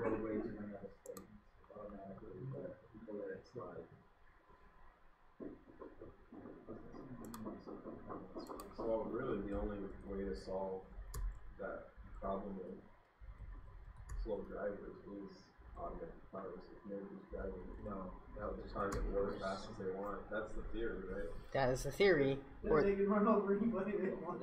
Well, I mean, specifically on the highway, And just say, you get on the "Oops." highway, and then all the cars on the highway could be going 100 miles an hour because they're all. If you have no human driver, They can also not human driver. self filter the traffic so they're in the perfect intervals, so there's not Right. They don't stop like you do, rubbernecking. just- Yeah, 'cause it's 100% automated. Dude. The flow Until Jerry decides to take the wheel because he's feeling crazy that day and runs over 6 other There's no people. wheel in the car, what are you talking about? Yeah, the You problem know that's gonna is, happen. like, Somebody hits a fiber line somewhere and No. goes down the network. So somebody throws a rock in the highway and it hits a bump. If Yeah. the rock's big enough and it swerves off course at 100 miles an hour. A lot of things that can go wrong. Sounds better than Somebody driving throws a still. pipe on the highway, It's worth it. Or like one of those cars loses a bumper. Oh, game over, dude. Just roll a basketball. All they do is lose a retread, man. I had that happen to me coming down Snow Valley. You know what? It doesn't matter because if I'm taking my self driving car, I'm asleep anyway. So if I die, I won't even know. No, That's a good way Die to in your sleep, at least, huh? Yeah. have like Cyanide? We're gonna give everyone the cyanide capsule with their self-driving car. That seems a little extreme, Nor. Just a little.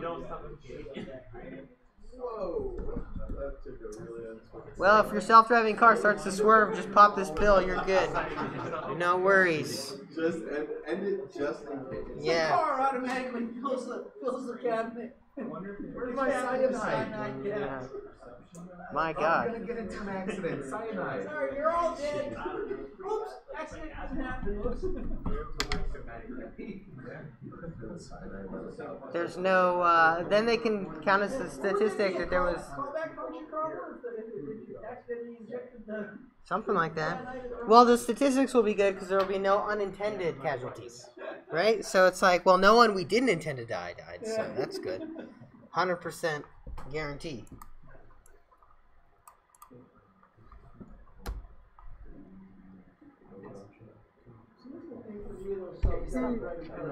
Who's the programmer? Lots of people. All right, guys. Better be good, all right? All right, let's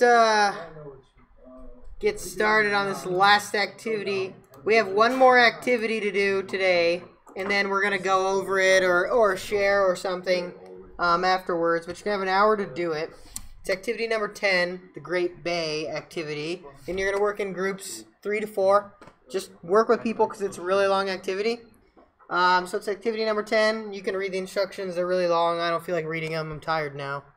So, you're all adults. So anyway, we're going to do that for the next hour. Let me know if you have questions because I will help you get through the stupid stuff. We don't want to get stuck on like, hey, I can't connect to my database, or hey, I can't make the database. We want to be able to make good progress, right? So, let some of us know if you have problems.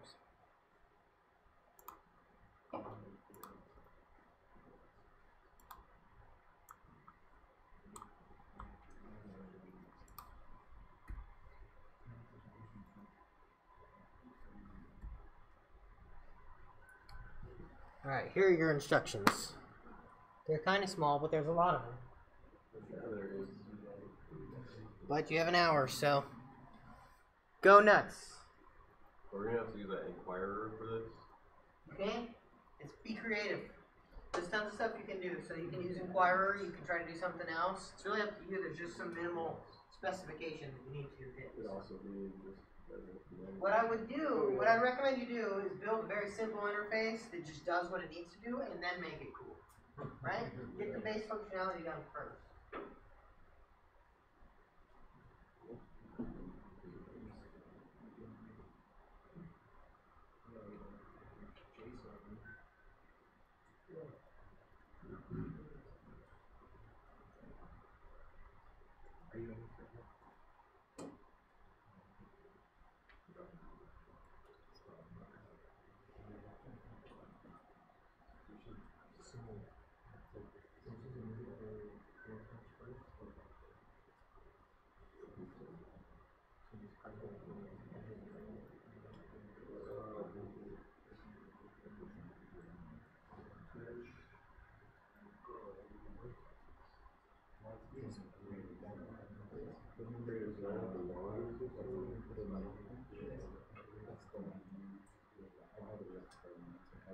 Are you still working out?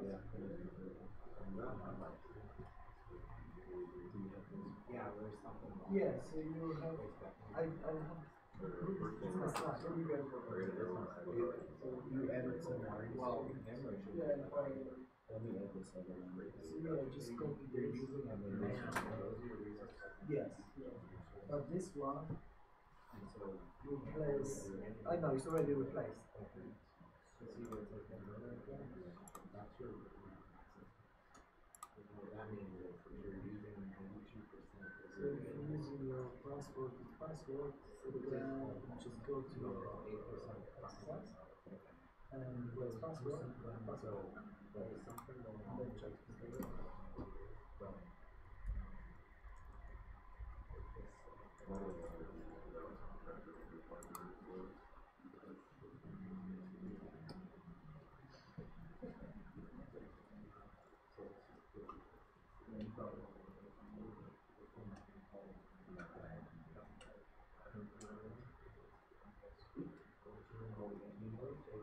I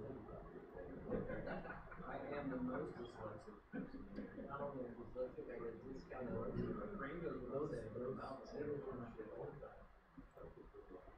So, you decide the idiots, right? You price the current one, current bid, right?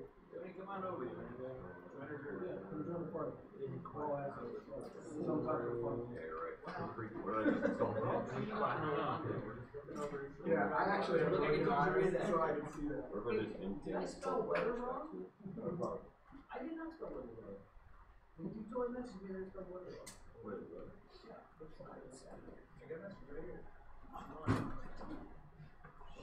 You get it? Yeah. What? You seem very excited. I know, I try to keep that straight face, like, no excitement or something. The only message I have is that replace one quick. Good, good. You misspelled weather. Make sure you had all the items. I think you were trying to say that to Jake or something. No. I don't have that. Quite a lot here. I don't have that on my thread. It's in a separate thread, so you get. I have replaced it like for the red guys. I only have the Yeah, we have a replace for the red red jacket. guy. That's it. That's all I have. Someone just hijacked the real one. Alright, so we need to make a database. That's what I'm trying to work on right now. So we're going to make a and I'll work on the JavaScript. Okay. You gotta keep Think about the add-ons too. It seems to be really interesting. Building a login system. Creating a system to view all the bids and all the bidders, stuff like that. Some of them can be pretty complicated. But search functionality, that'd be cool. Make it visually appealing.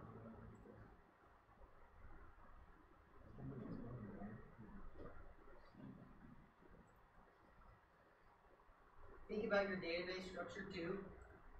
That's going to be important here because you need to have these items you can bid on. You know, what information are you going to associate with an item? Well, bid price, probably are the bids. Are they going to be in the same table as the items? Or not? They could be, but they don't have to be. Who's from the fire? I am UI. What are you? Oh yeah, AMQUI. Orion. You guys learn about foreign keys on Saturday? No. Okay, well, bonus points if you learn how to add foreign keys to your database. Thank you.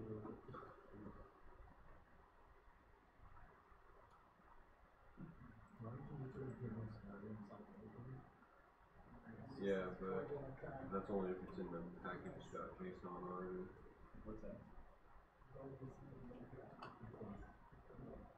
Like, I forgot that for sure required in the application. Alright, create a prompt that asks for the Yeah. I don't know what it does. Package JSON. Then you do log file. Yeah, we got npm install secret too. Just current bit of time remaining. Each one already did my chair.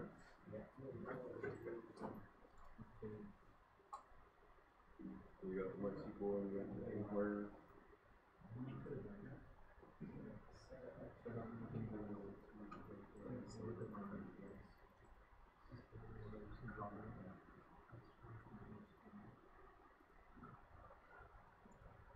We have plans to like Inquirer code.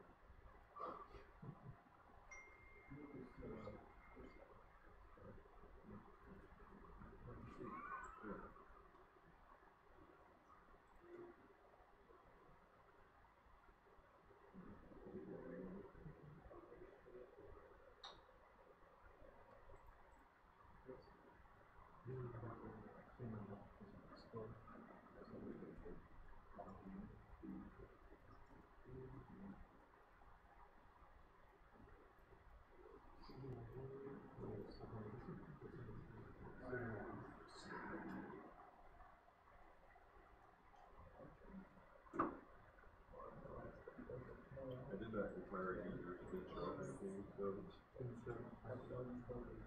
This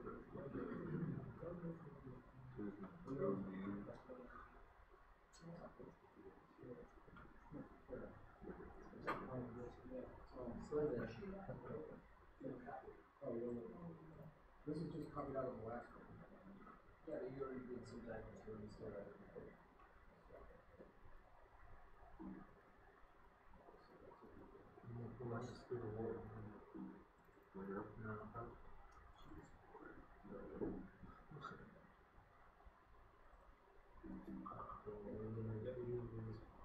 So inside of this, right, so here,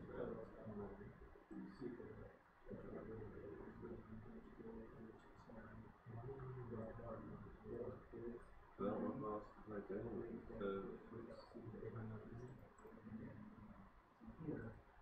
yeah, so the users prompted whether they would like to post an item or bid on the item.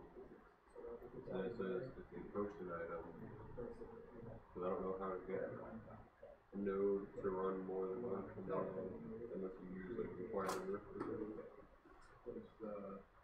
I'm going to use this argument to Make the variable for RD. You said like if process.argv3 equals post an item. Something you don't, it doesn't help. Okay, you have to put it into an array and then join the array. Yeah, so say you get the post an item, then how will you get it to prompt the next like part of what you do? So after you post an item, you have to get prompted again for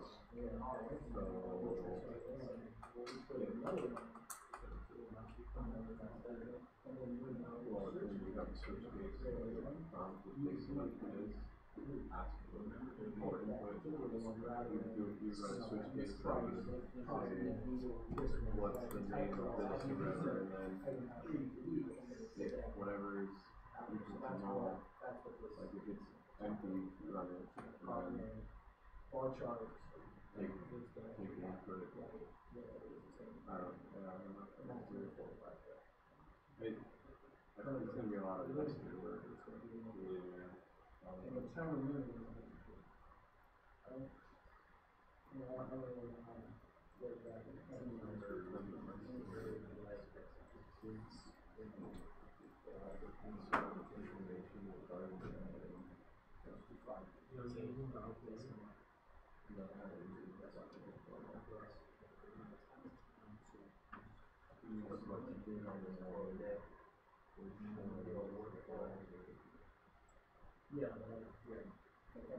Yeah, we kind of need inquire out the default process. You don't need it, you just gotta do a lot more work if you don't have it. So message. Sci-fi replacement.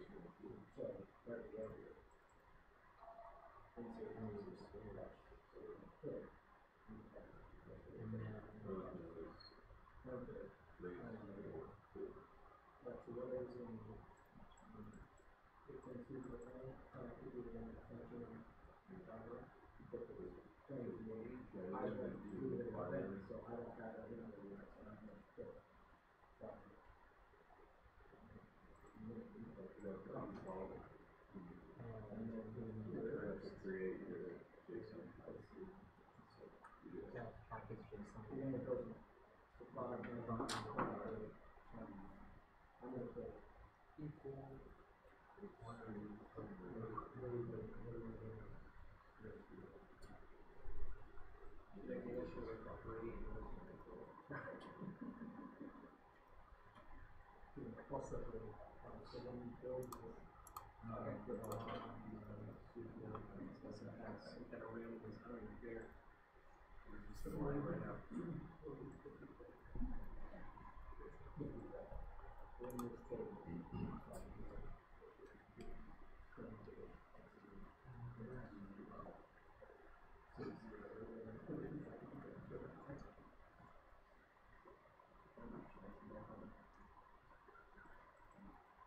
And then in here, what would it be?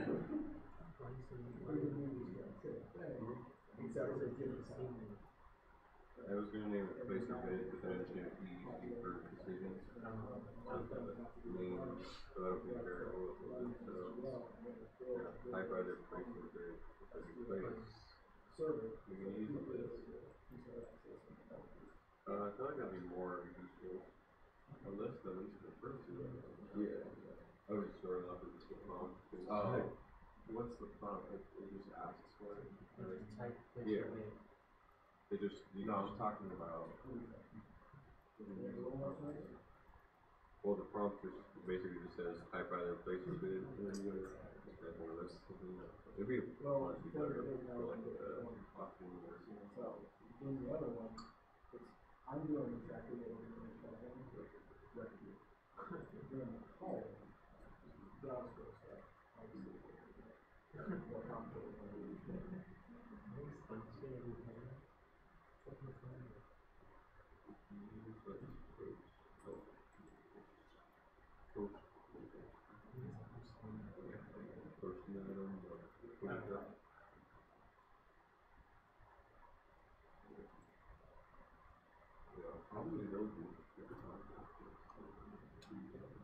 We went to inquire and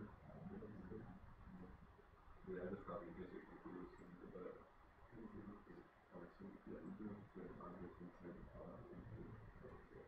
yeah, so it's gonna like require.com.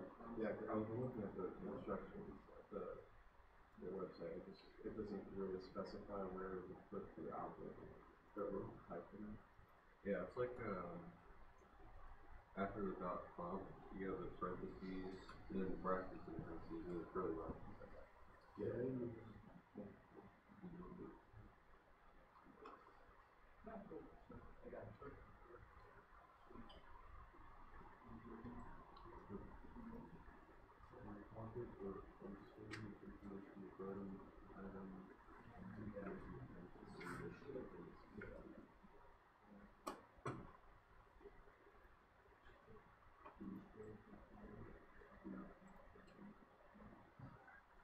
I'm sort of thinking,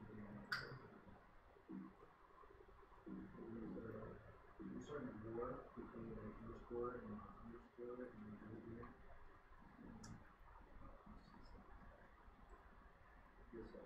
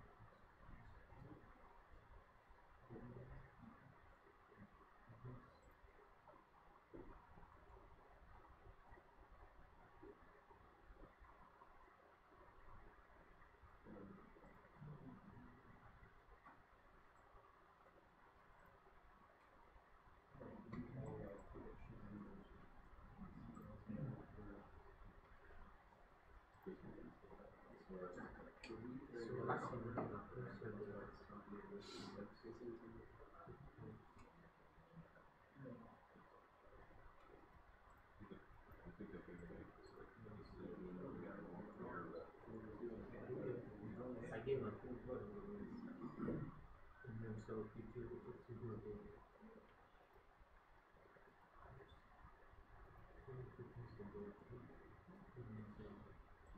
First, but just say what item.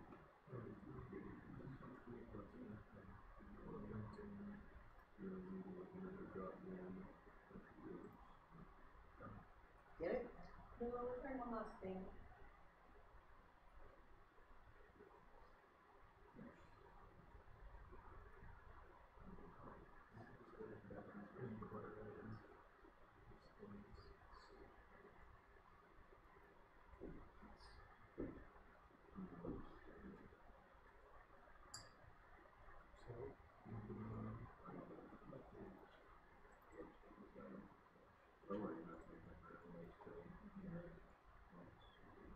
I want to make this.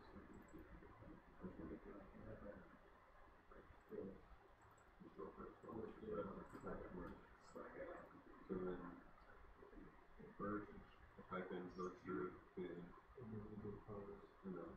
if I type post, then it's going to ask me for whatever I'm posting it up. So then, now I'll just try to console dot all like the response side. Now it should just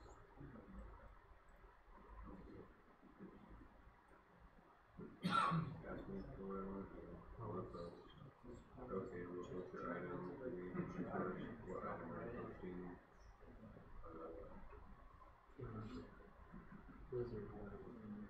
By default. Yeah, that's console it is.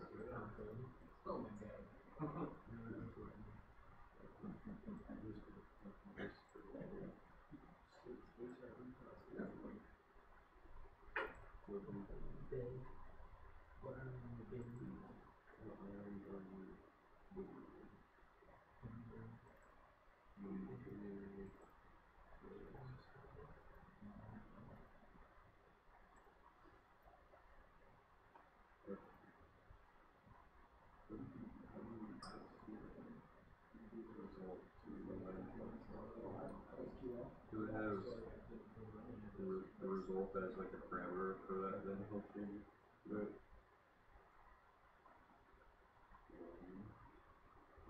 Where are you defining this? In the prompt. So the prompt is like type input, but the name is the variable that whatever you type is stored in. Oh, okay. So it's like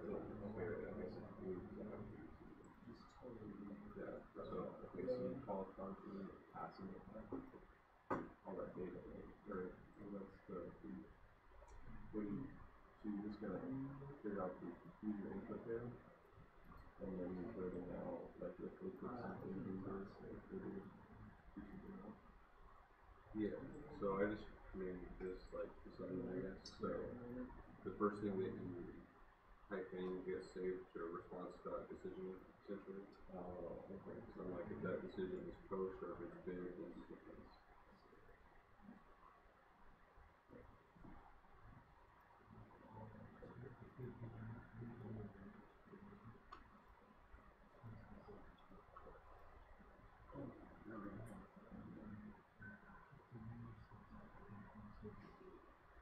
Hey, question. What's up? Pressures.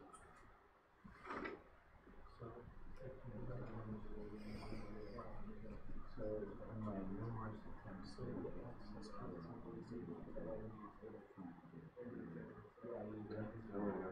don't know if they're making a SQL freaking database. If you post something, what item are you posting, I'll just say like, okay, we added that item, but then I'll have to add it to the database.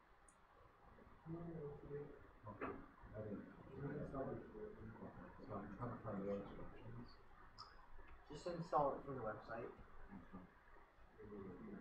JS.org or something.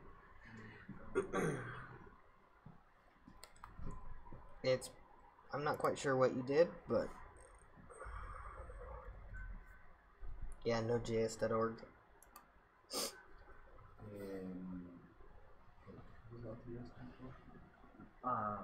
Long-term support. You want that one?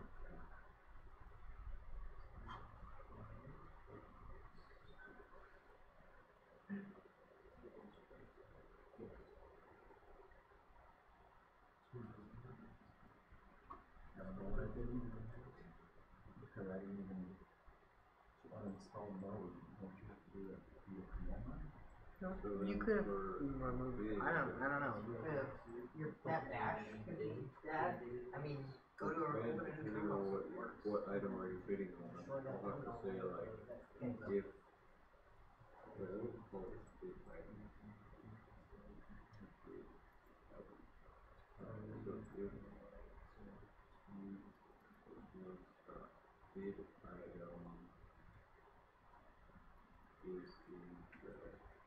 in the database, it's in the database.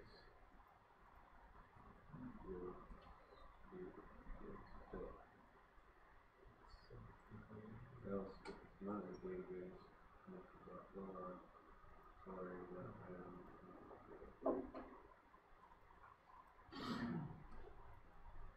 that's how I check if it's in the database. Or add it to the database.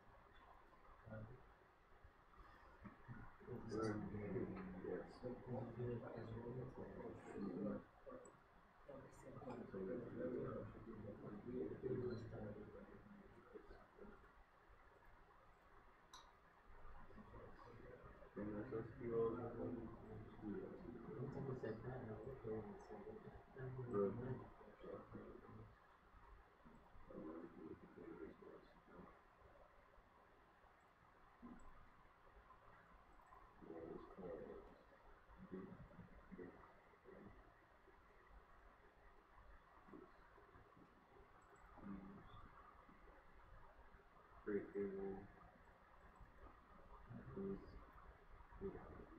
Oh man, this thing is testing our abilities for us to test it. Yeah.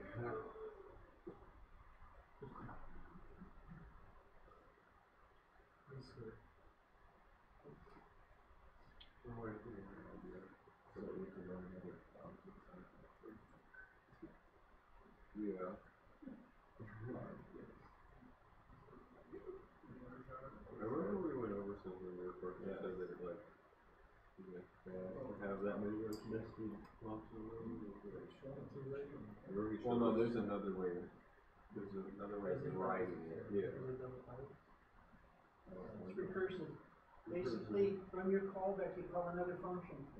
That function also has a prompt in it, and it calls, if you got whatever you want to do in that, in the callback there, you do there, and whatever, if you're going to have another prompt, you call the function, another function, the other function. So in a sense, if they bid wrong, you kick them back to the function that prompts them what they want to do. Otherwise, you display what they want. Basically, recursion is you got to do in this thing.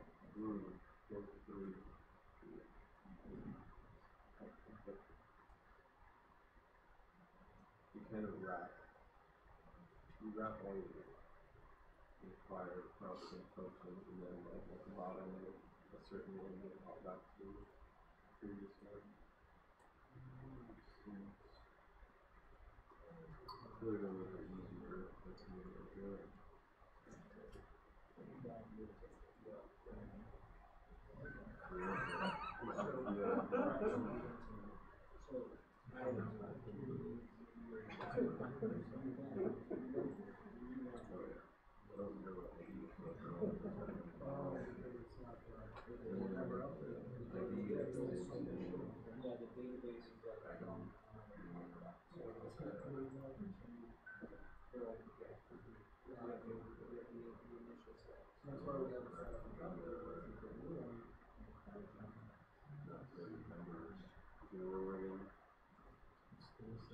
The number freaking SQL thing.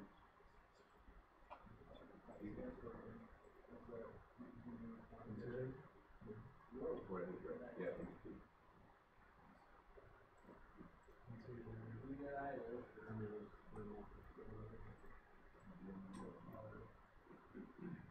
So item value, special feature, item names, letters. I don't really want this to maybe I'll just put one default item.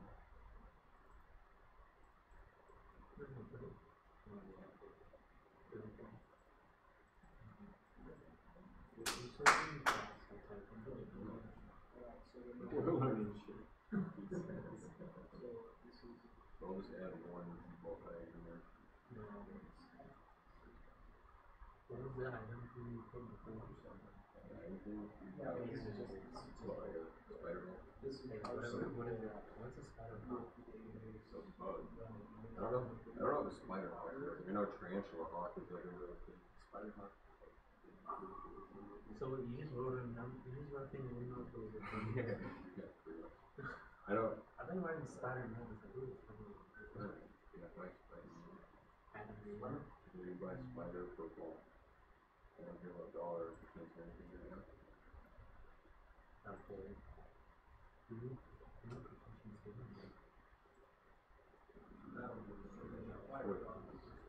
Wait, no, I don't.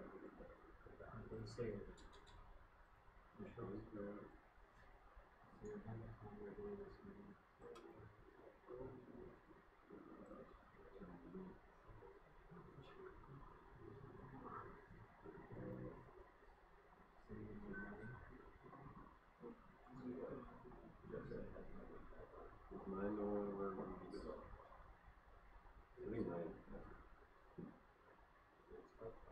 If we like edit the fruit, will be potentially what we need to do.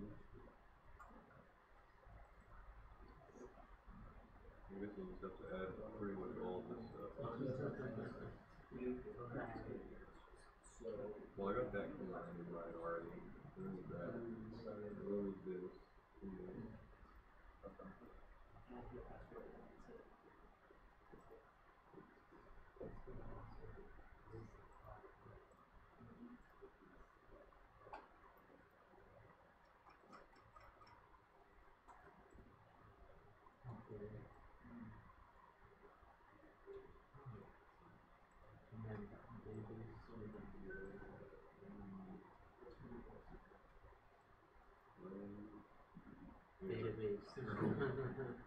wait, that's just the SQL file. I need database inside of it. I think it's very good at that. I'm not sure what it does.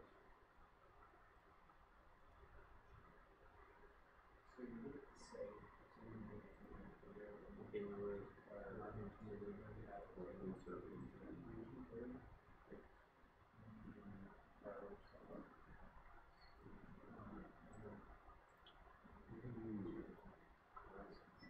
You gotta take apart when you use the type input for your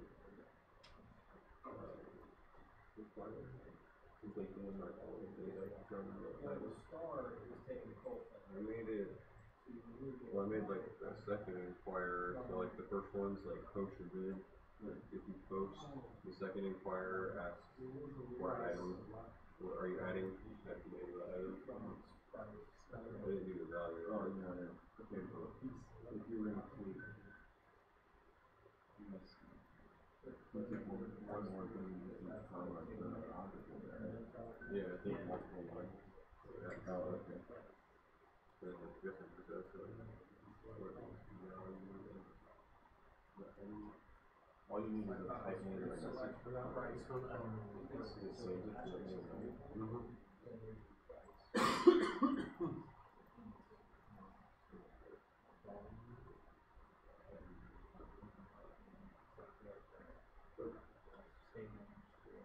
Or since this isn't implemented, right, you can take ID.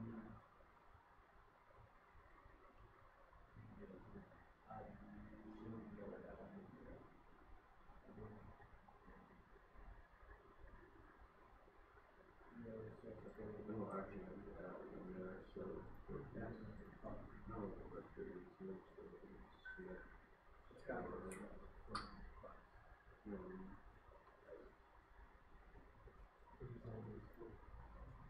That should just select all of the values in the items table.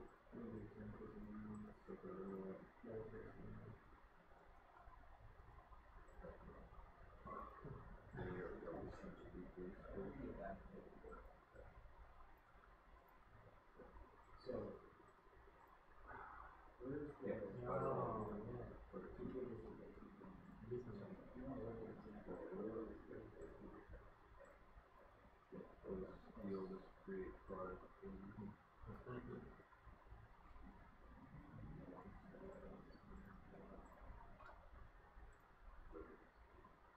So, you have it, this one here, add item.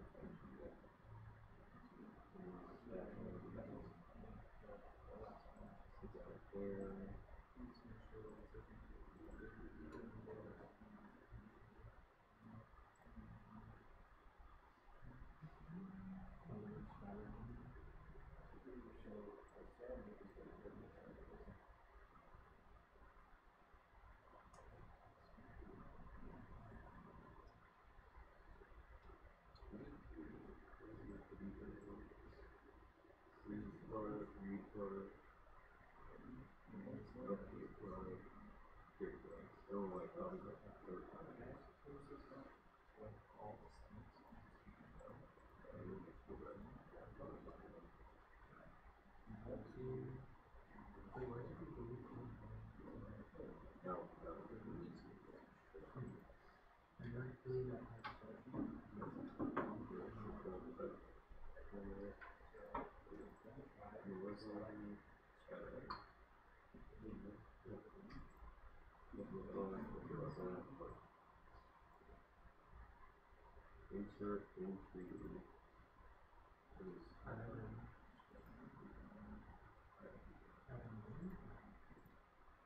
insert into items, set question mark, set item.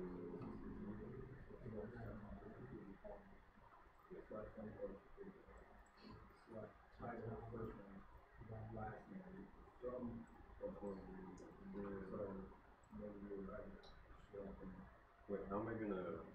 I'm going to have to pass.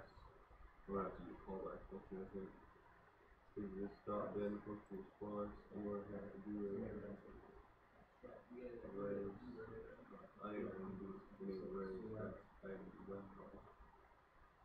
So then if I pass that down here, then I should be able to get that up here.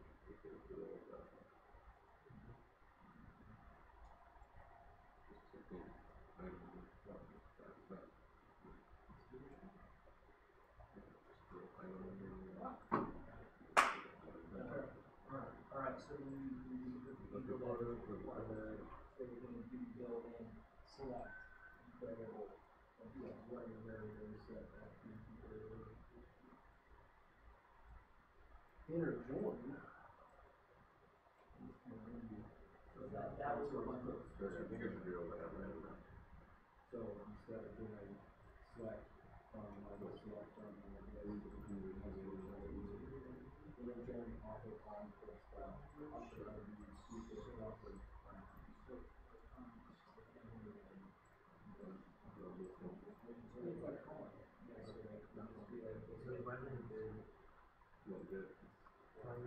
Oh, it's good.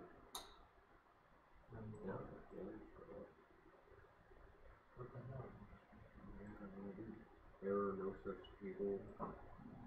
Even though I just created it. Oh wait, it's gonna have this up here.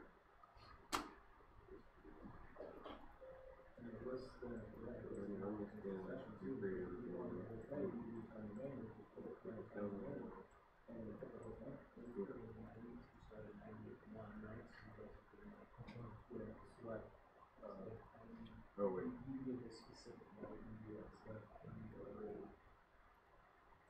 That there. Erase that. Run everything, recreate it. No, put that in there for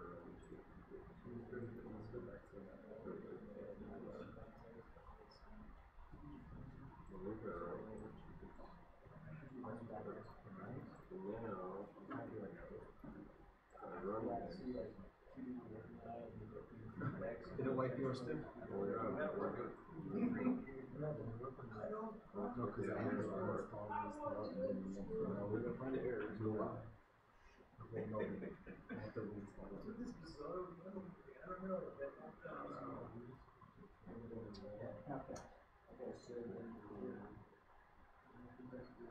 So what you need to do is insert new bit, insert into Alright, now I need to figure out how to push items. Yeah. Because I got, so I essentially take all the user input and then build an object. Make an object. Yeah. Like that. Information that they gave you. And I ask for input. And then in response, I build the item.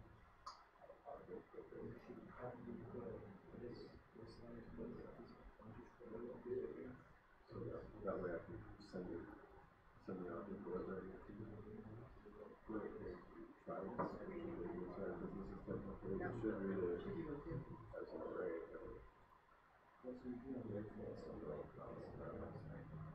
I'm using docs for like my secret. What?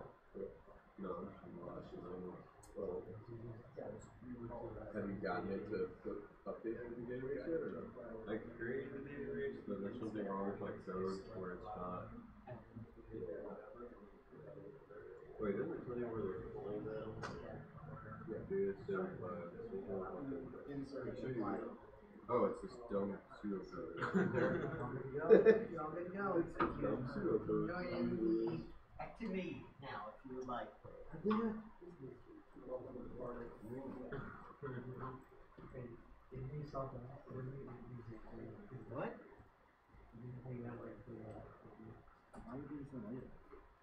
What? Because it's nor, dude. Negative nor. No, you're negative nor. In your system, Nancy. There you go. It's just I'm reporting you. For what? I'm reporting you. Somebody's been playing a little too much Call of Duty this weekend. Assisting at meeting. Wait, there's a game called Hell yeah. What's it called? I had a beta key and I didn't use it. Really? I played the beta. I'm good. I know. I have a PS4. It's not like that. I used to have an Xbox One. Do you like it? I bought it on PC. Yes. Do you like it? Oh, fucking love it. I just don't like how it's not lost for like. Yeah, they probably have all the old maps, so I have to. I wish it was possible. Oh, that, yeah. Can't play on PS4. There's like hardly any cross-play games, so. They should, because like Microsoft just allows people. Microsoft just recently got an update to use mouse and keyboard. So, like for Xbox, yeah, on Xbox you can use mouse and keyboard. Oh, it's game over. But like on Steam you can use controllers, so like they should allow crossplay and you just pick records in a Discord play with controller. I heard it's like, like shooters on computer.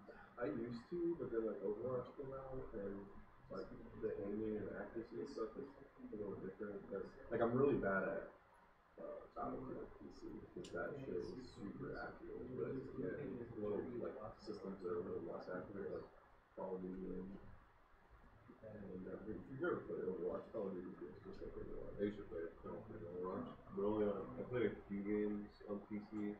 For example, but on console, I'm like pretty good at that. Yeah, because on PC it feels Call of Duty pretty well. Overwatch does. I don't know why, I'm just like, I can aim with joysticks way better than with the mouse. Definitely. It took me a while to get used to it. I feel like mouse and keyboard to like kind of switch back. It's like you can be a lot better at the game. Yeah, harder with the movement, like, because you can, it moves quicker, right? Yeah. You don't have to hold the joystick and then start turning, it's just, it's kind of, and then you could like move it slow too and fast. So that's like, yeah, joysticks, it's just like full speed, right? Yeah.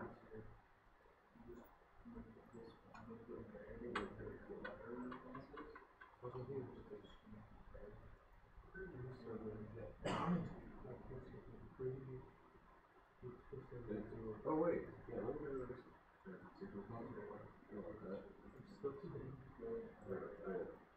Save, did you save it? Yes. Oh, what am I coaching? I was about to zero. Okay. The first is going to our unit is for prices. Okay. And I'm still having there. Why is it wanting to affect more stuff? Why is You still haven't changed the database. I thought I did.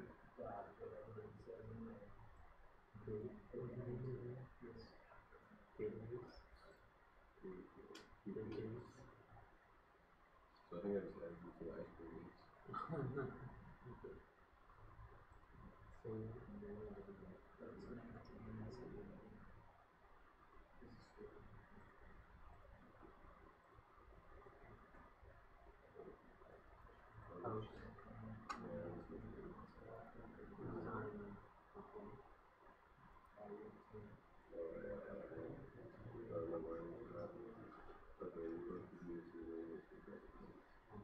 Why is this still asking me a question? still type first. Oh, a lot. It did the same. Yeah, every time I was doing that, I like created stuff. Like when I was in that, Whatever.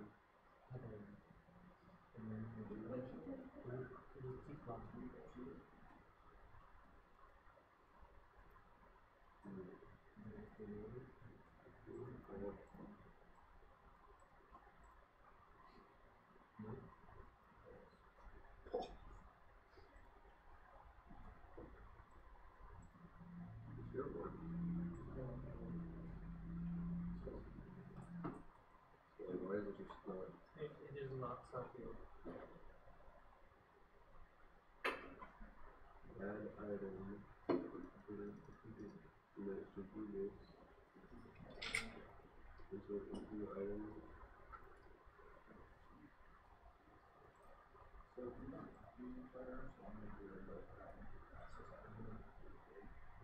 you have my skill for the thing? Yeah, for the other one. Yeah, that's the other. You was telling me the score. Yeah. What else? The connection to the connection. Oh, did you do update to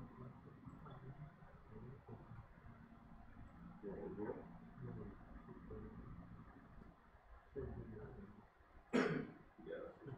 That's like if there's an error, I guess.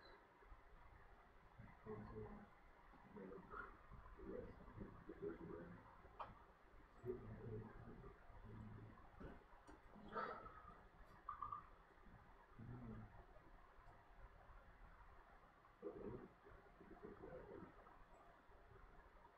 What? what was the price? Control C. It like makes the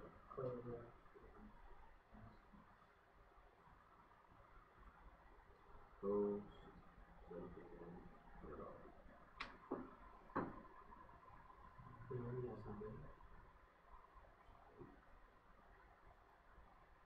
Add field error, unknown Hey, column. question, that could be Item something that was the solutions. Right, Item what I was value. writing, we got a sample, because I was mixed up. That was just my. It's getting very confusing. Post. Simple.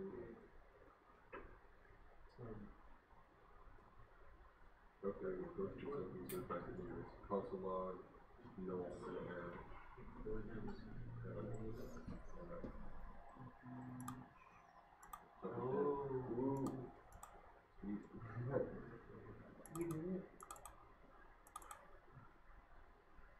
Well, Activity 7 doesn't have a solution. It's just in the repo. No. And Activity 8 solution was selected. Well, that's the post part. Now we're still on how to do part. Look at the things like the instructions first, like so much longer. Show me this of the real items. Comments and impacts and update to good. Yeah, I made it so I can update items in there, push items to the different things.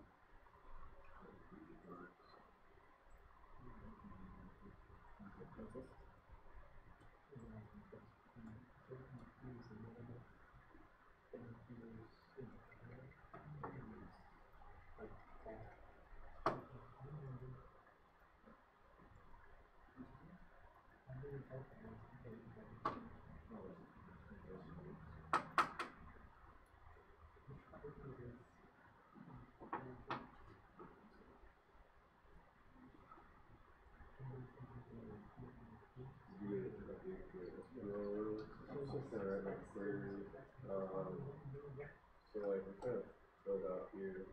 There's queries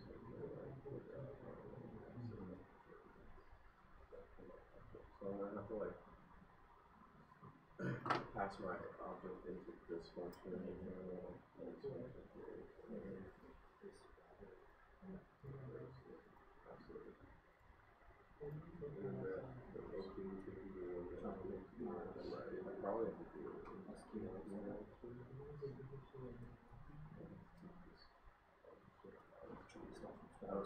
I don't know if I should put it in the inquiry response, or if I should put it in the connections and database. But I just want to figure out how to pass the item. Actually, that doesn't come up with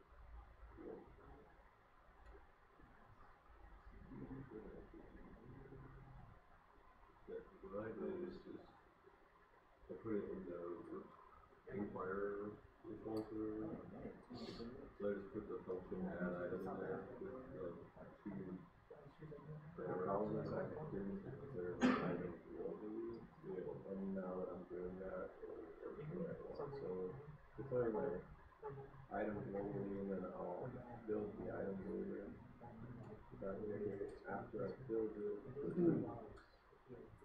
I can call here and pass it my item. So that way here, I'm passing my global item. And then it's going to take the item and it lets me insert it into and then update the row in the database with global name, and then I have to do one for each. Wait, what is that? It actually get called even. So right here, I have my connection.connect, and I didn't even put anything in there. It's like, right, so that's just gonna run. So I'm actually gonna put my thing where you can do all the selection stuff. I made it main menu function, so I'm gonna move this essentially and start the program after. So you're trying to do like the recursion or whatever, like you don't have to like connect the whole thing. What? I mean, kind of, but not necessarily yet. I got that far. But once I connect, I'm gonna try to run the inquirer and then run all the other stuff, and then take that inquirer object and inject it into my data.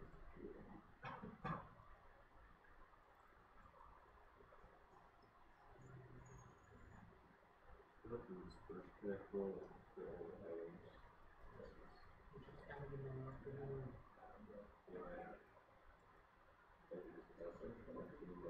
Showing all the items, you can like bid on one of them that already shows you. Oh, you mean like the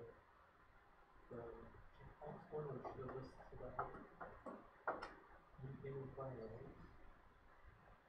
Yeah. I understand just like I'm making it show the items and pick the one. Really we're just trying to put it on like nothing.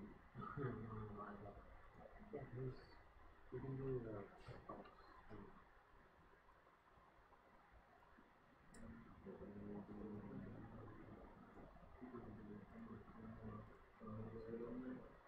You can do a list.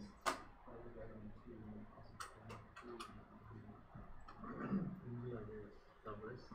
Yeah. Or you do the checkbox.